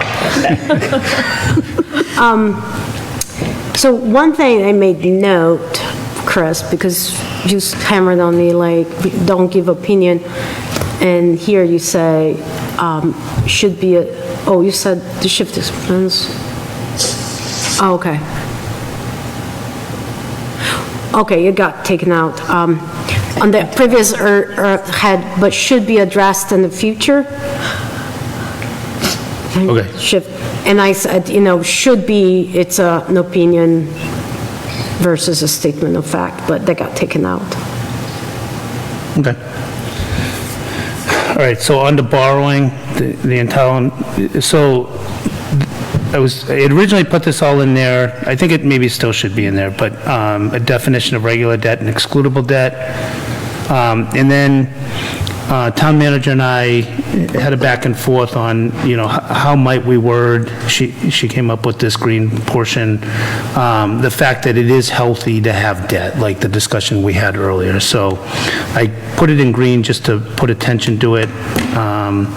And I kind of put it in between definitions of debt and then the policy. So this is new to everyone except for Jen and I. So what's people's thought on that? And the source is DLS directly, so. I would take out however. Me too, I was thinking that. Just because we want it to be clear cut. Right. And it's just true. Take out the however statement Or or, just the however word, like Okay. that cannot become overburdensome. Yeah.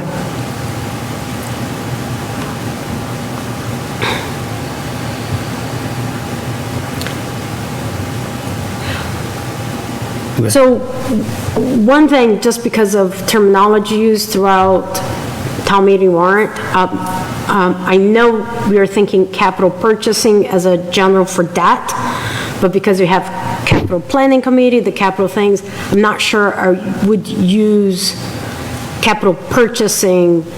I would maybe use, debt,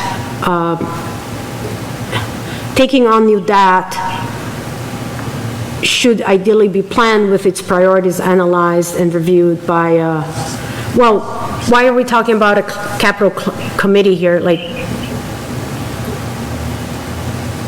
I agree with the sentiment of this second part, but I wouldn't mix capital planning committee here. is this whole paragraph from DLS?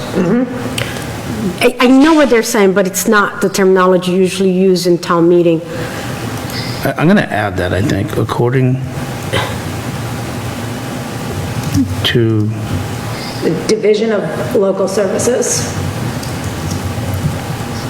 think it just shows an accountability of checks and balances. And I think we should take out, ideally. The division? Not just division. We're kind of changing their quote, though. Oh, are we quoting it? No, we're not quoting, We should put it in quotes in sight. Well, hold on, I just want to get, this is a direct quote from DLS, or did you paraphrase it? I did not paraphrase anything. It's completely a direct quote? We just took out somewhere, however, just took out stuff. Okay, so why don't we put however back and just utilize their quote?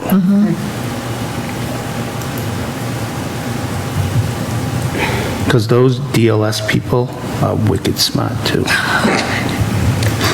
but they probably live in the city. No? Can you just add the word before division, according to the Division of Local Services?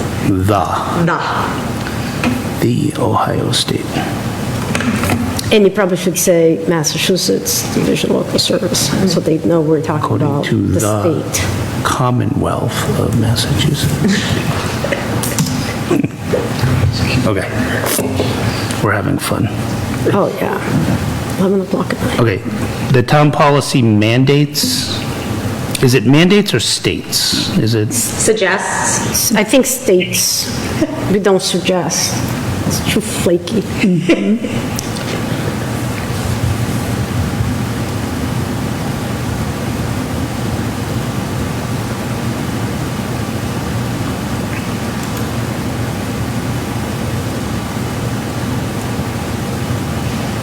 All right.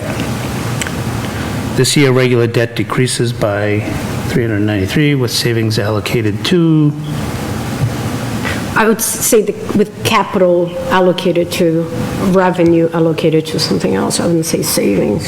say what? I wouldn't use the word savings. I would use the word capital, revenue.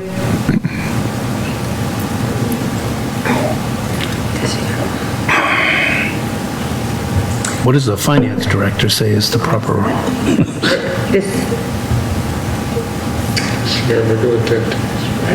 With savings, with that amount. With monies? I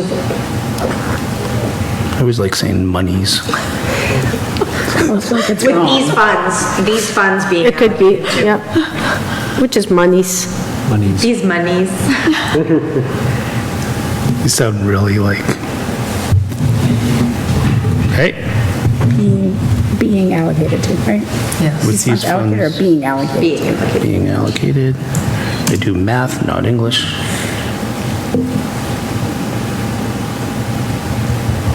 By utilizing With these funds? offset funds or By utilizing these funds? utilizing these funds? Yeah. Utilizing these, no. What are we saying? With these funds just sounds weird to me. Being I util, would say utilizing these funds for the following, or something along those lines. So after 4. utilized for? Yeah, so instead of with these funds being allocated to, I would say these How about this, utilized for? utilized for, Yeah. yeah, Okay. yeah. I'll have to see what grade level we're writing at. I can barely see with your glasses.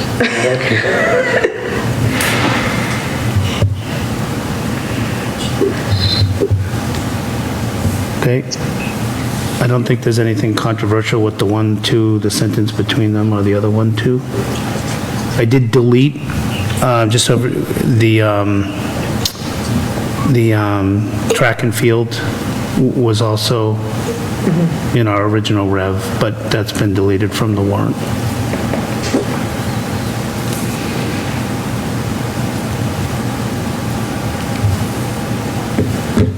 Do we want to put the percentages in here too, Mike?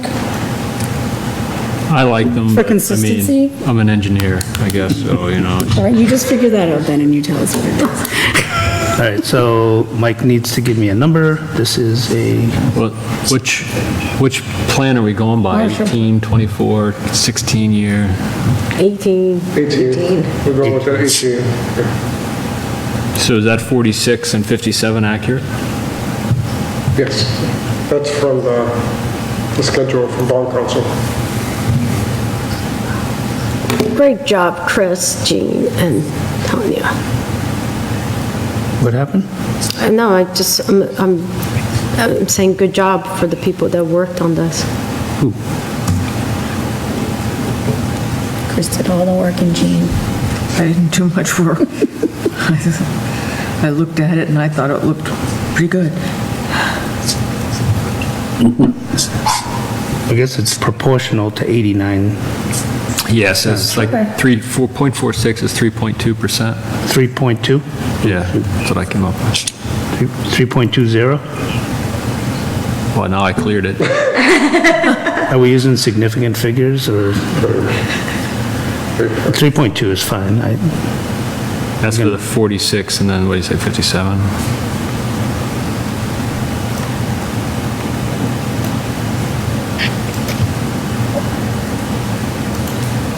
Okay, and then it's like 3.97 for the other one, so just, I'd just say it's 4. I like keeping it under 4. Yep. 3.97. Looks better. Yeah, it's like 0.9 on gas.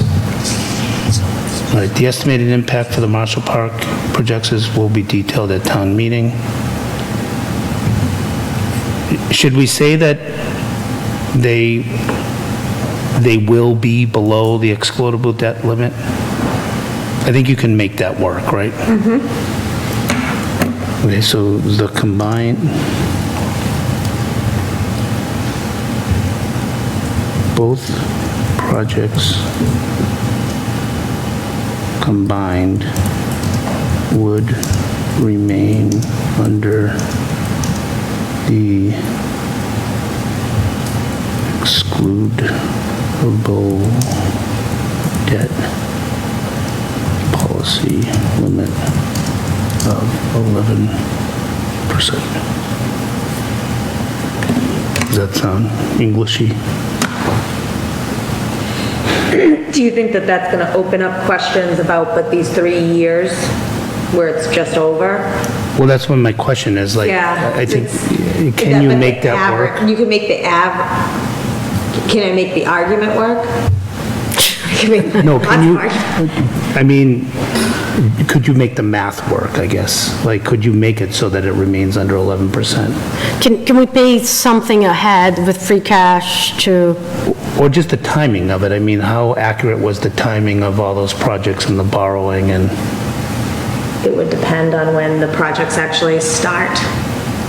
Projection, I think, was FY '27. Mm-hmm. But that's, no, it's still. Right.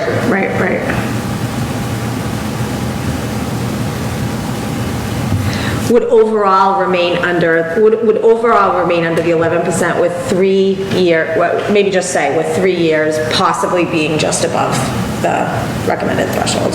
and overall. And it's recommend, it is should, the word is should, not. And the total debt is still well below 14%. Which is really the number that we're trying to get, because we pretty much have no regular debt left. So overall, we're Right. still under the 14% throughout the lifetime of these. Right.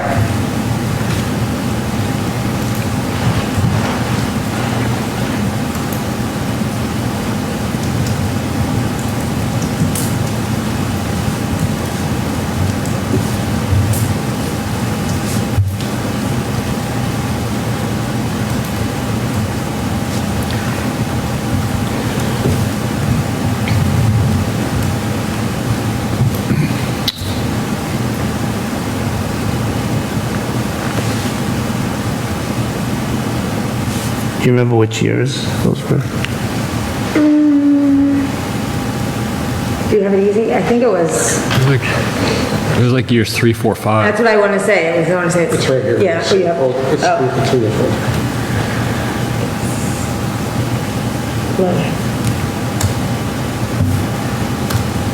28, 29, 30. Yeah. So I'm going to say based on timing of Project initiation? project initiation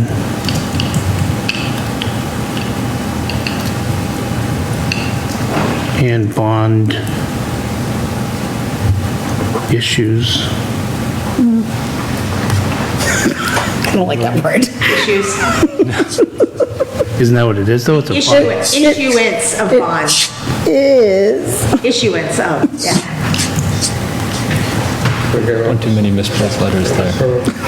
Every time I say the word issues, people are like, what issues? Doesn't know what it means. Right, everything. Right, these are all estimates, right, what, as he's saying in my ears, these are all estimates, because if we have all of a sudden a lot of development, that $400 estimated new growth could skyrocket, or vice versa. So this is another snapshot based on. Okay, so. Today's. Yeah, the average home value can change at the time of the borrowing. The market can change the percent of the interest rate. Rates. Yeah. The combined projects would be around the 11% excludable debt policy limit.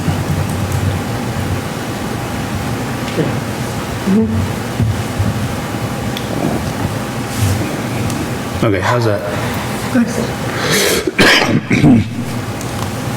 Okay.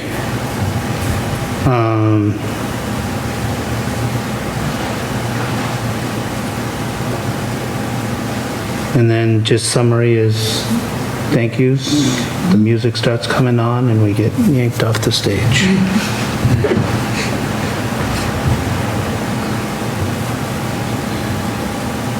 And you're going to reformat, so it's nice and pretty and the same. Yeah, and I'm going to try to make it so that everyone's name, I can do that by just doing this. Wait.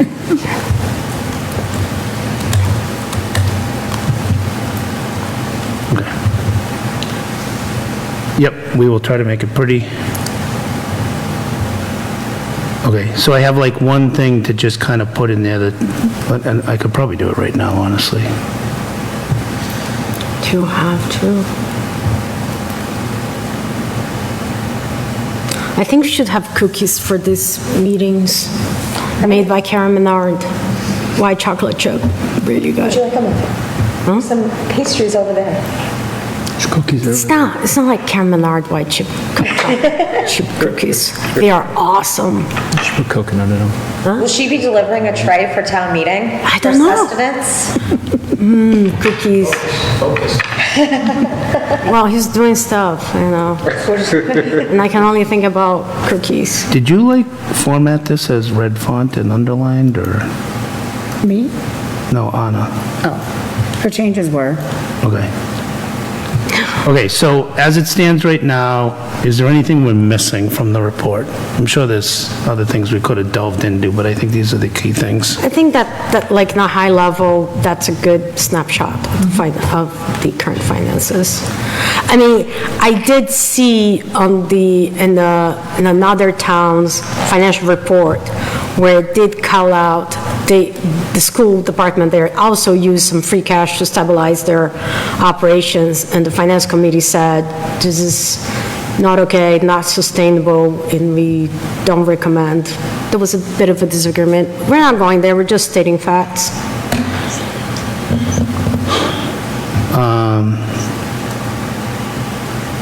All right, so with that,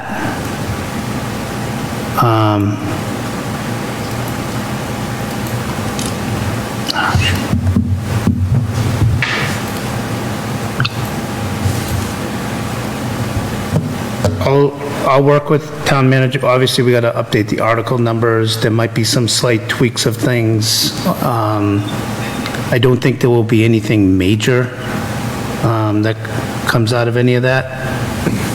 I'm going to keep the light switch on. Sorry. Tom, were you saying something? No.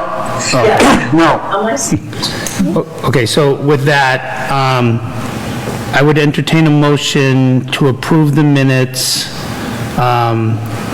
while allowing the chair to make editorial comments and corrections. Not approve the minutes, approve the Finance Committee annual report. So moved. Second? You can go. All right, any discussion? No. Nope. Okay, roll call vote. Tom? Aye. Mike? Aye. Hannah? Aye. Tanya? Aye. Jean? Aye. And an aye for myself. All right. So I want to thank everyone for working through this tonight. This is actually like the hardest part of being, this is probably one of the hardest things I think that we do is encapsulating this all in the reports. So next year, one of you guys can. We should have a template, and we can just put the information in. So, so we're gonna, what's next? Because Okay. Jean is closing her laptop. Yeah. Okay, so, I don't think there's any more budget discussions or. Actually, I do have, I want to run through some numbers, because I didn't watch the entire school committee meeting last night. I watched a little bit, and I will tell you that my lane is the taxpayer, and any information I want, I have a right to do it as a taxpayer, and when you manage a $25 million budget, you got to be ready to answer some questions. But the budget, even at a town manager level for the school department, does deserve scrutiny. And I'm going to run through some very high-level practices of budgeting so people at home this late at night can understand. Last year, the school department budget was $24,883,000, rounded up. They had budgeted $17,188,000 in salaries. This year, they are increasing that budget by $949,205. That is the increase is based on town manager's budget. So they have more revenue and they're increasing that amount. They have said that they are reducing their staff by 9.3%, which they said is 301 full-time equivalent employees. However, I will call it out that during the budget analysis presentation that they have two different sections that call out their total number of employees. Both of those do not add to 300. One adds to about 254. One stays around the 239. So, to this day, I don't know where the 301 full-time equivalent employees come from, but that's what they said. So if we get 9.3% of $17,188,000, we get $1,598,000. Now, I'm going to say that there's different pay scales. We probably, you have to do a reduction of personnel, you're probably going to do it on the lower part. So I said, okay, what is 80% of that? Is $1,278,000. Okay. So now let's think about how you would do a budget. You do a budget by getting the money that you have from the previous, get your new revenue, which is $949,000, and you look at what you reduce in your budget to see what's available to build on top. And that's another $1.28 million. Okay, so out of the new revenue and budget reductions, they had free $1,278,000. But let's add more, because they told us that is another $2,054,000 that is not being funded. So just so we have an idea, based on these numbers, that is between FY25 and their FY26, that is a $4,282,000 budget increase from their previous year.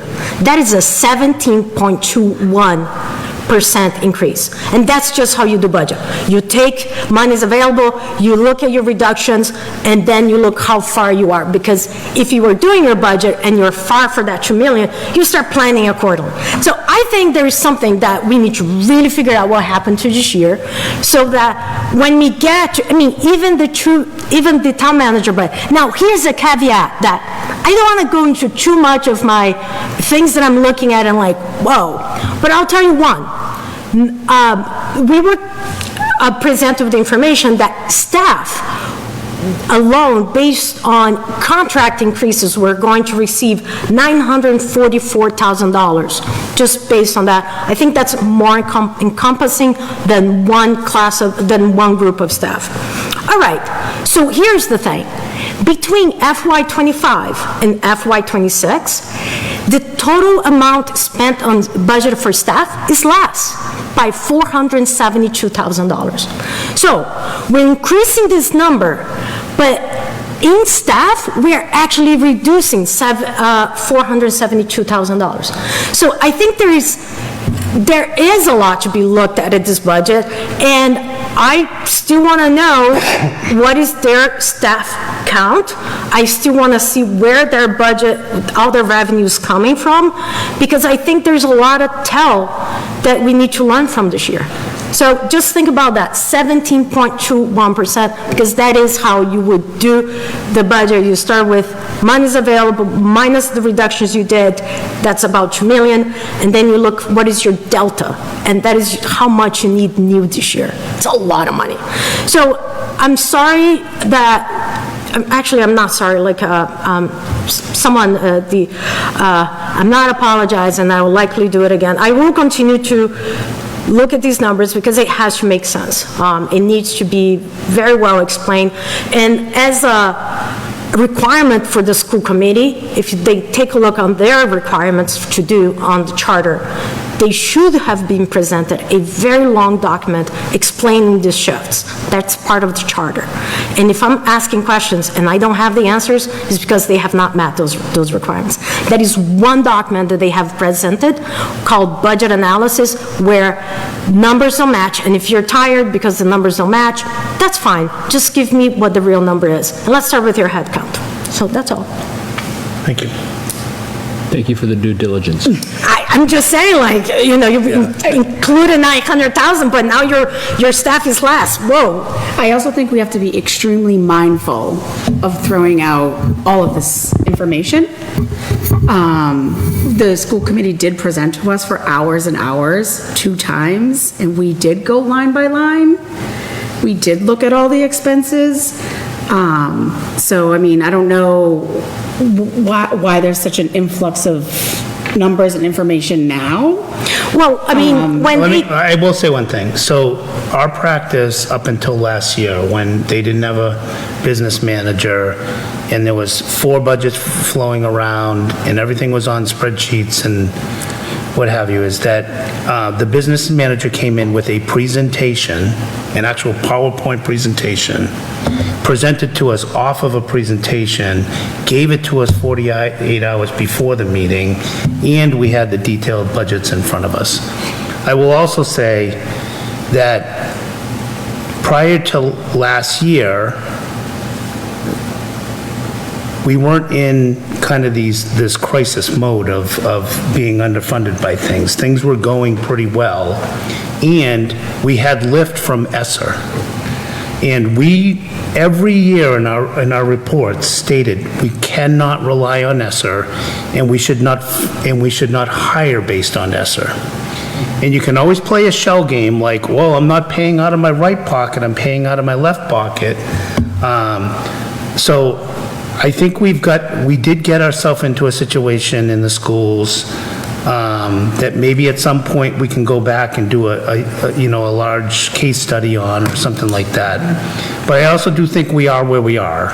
And I do think that collectively, we do need to focus on analyzing the data like you talk about in detail, 5 years in the rear on actuals, 5 years in the rear on budget, 5 years in going forward on projections.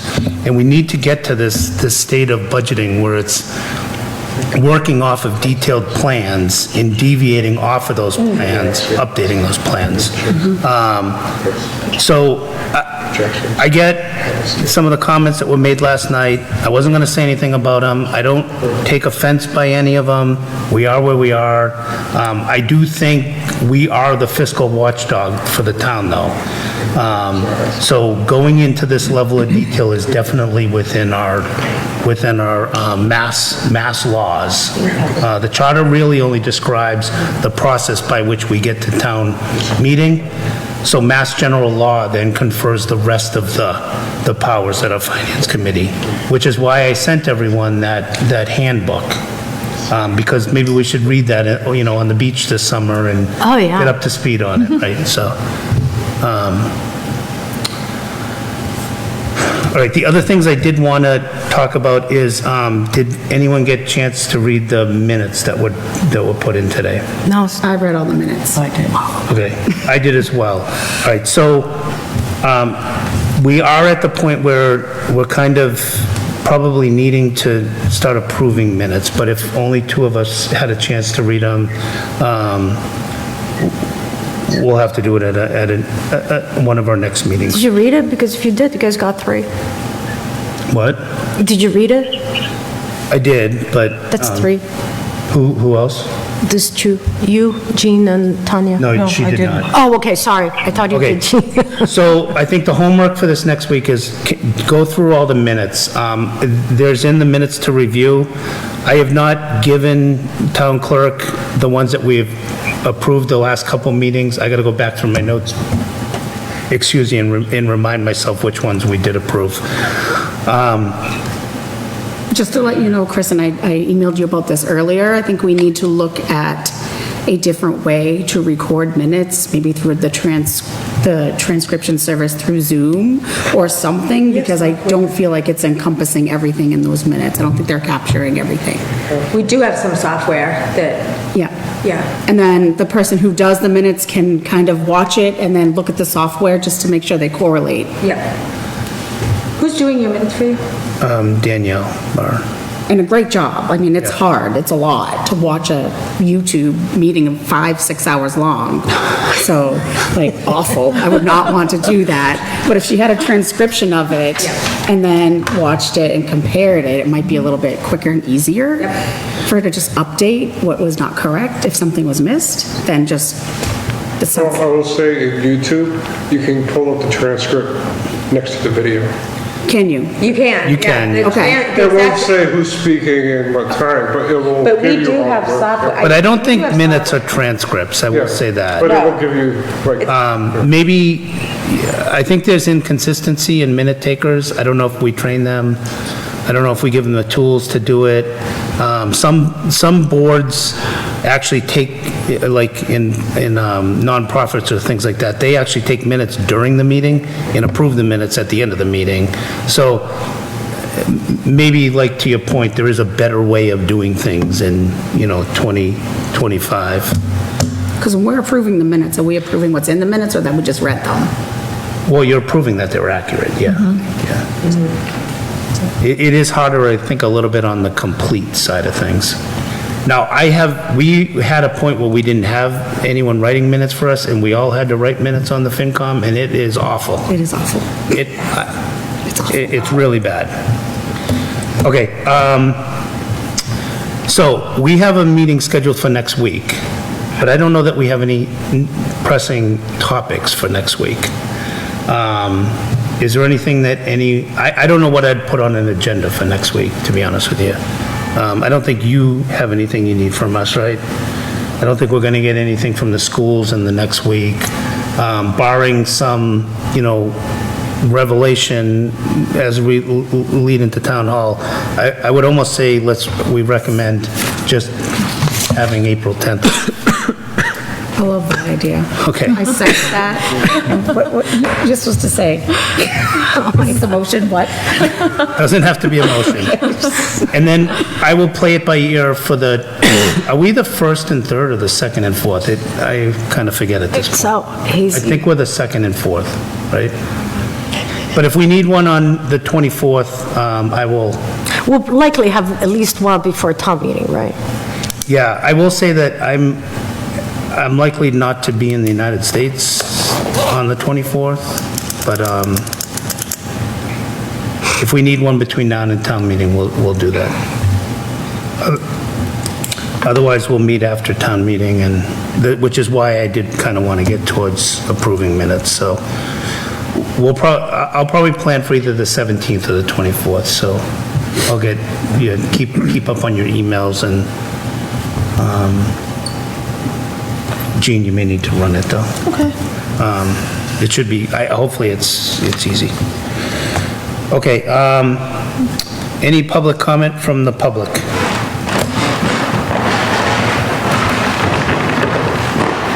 Glenn McLeod, 436 Reservoir Road. I just feel like I'm obligated to explain why I stayed here so late. I was going to leave earlier, but I do want to specifically thank Member Russell for her dissenting vote on the town hall. I agree with that vote.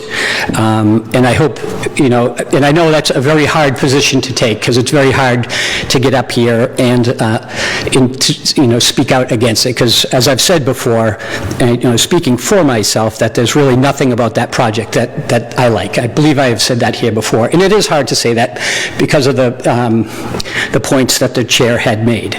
So I just do also hope, if it does pass, that you remember the compassion for the employees and providing them a nice place to work, that, you share that same compassion when the discussions come up, when you want to increase their health insurance rates, or you don't want to give them a raise that is due to them, a reasonable raise. And working off another comment of one of the members, we're working to try to staff the fire department, and we still haven't fully staffed that building. We don't need to talk about the staffing of the schools. And then my concern is we build that building and not staff it appropriately or compensate those employees. So it's just thoughts to keep in mind, and I really do appreciate the hearing the conversation tonight, because it does put it in perspective when you talk about debt service and the town's policy about debt service and how it fits in with the timing. That's all very helpful. So, and just leading to my next point, which the last one was going to be my only one, but I really appreciated the comments relative to asking the difficult questions. And I would, again, like to thank all of you for being on the Finance Committee, because you all have skills that I do not have, and I really appreciate the fact that you do share those with the townspeople, because, again, speaking individually, I personally, benefit from the questions you ask and the information that you present. So I really do appreciate the work you do, and I'm certain that you get pushback for it. And, I am not giving you pushback for the tough questions. I'm commending you. Thank you very much. And Member Russell gets a gold star tonight. The rest of you, silver. There's nothing wrong with silver. Thank you very much. Thank you. All right. John? Yeah, I just wanted to just comment that with the last speaker, I agree with all the hard work that you folks on this Finance Committee do for us. Of course, you had really stepped up with, grabbing this with your busy schedule. And I'm very happy about it.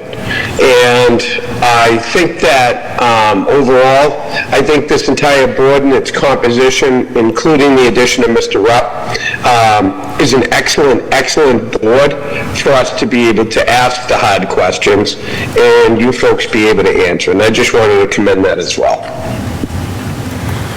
Can I have a gold star? Yes, I will give you a gold star. So you all get a gold star. But, like the last speaker said, silver is not that bad.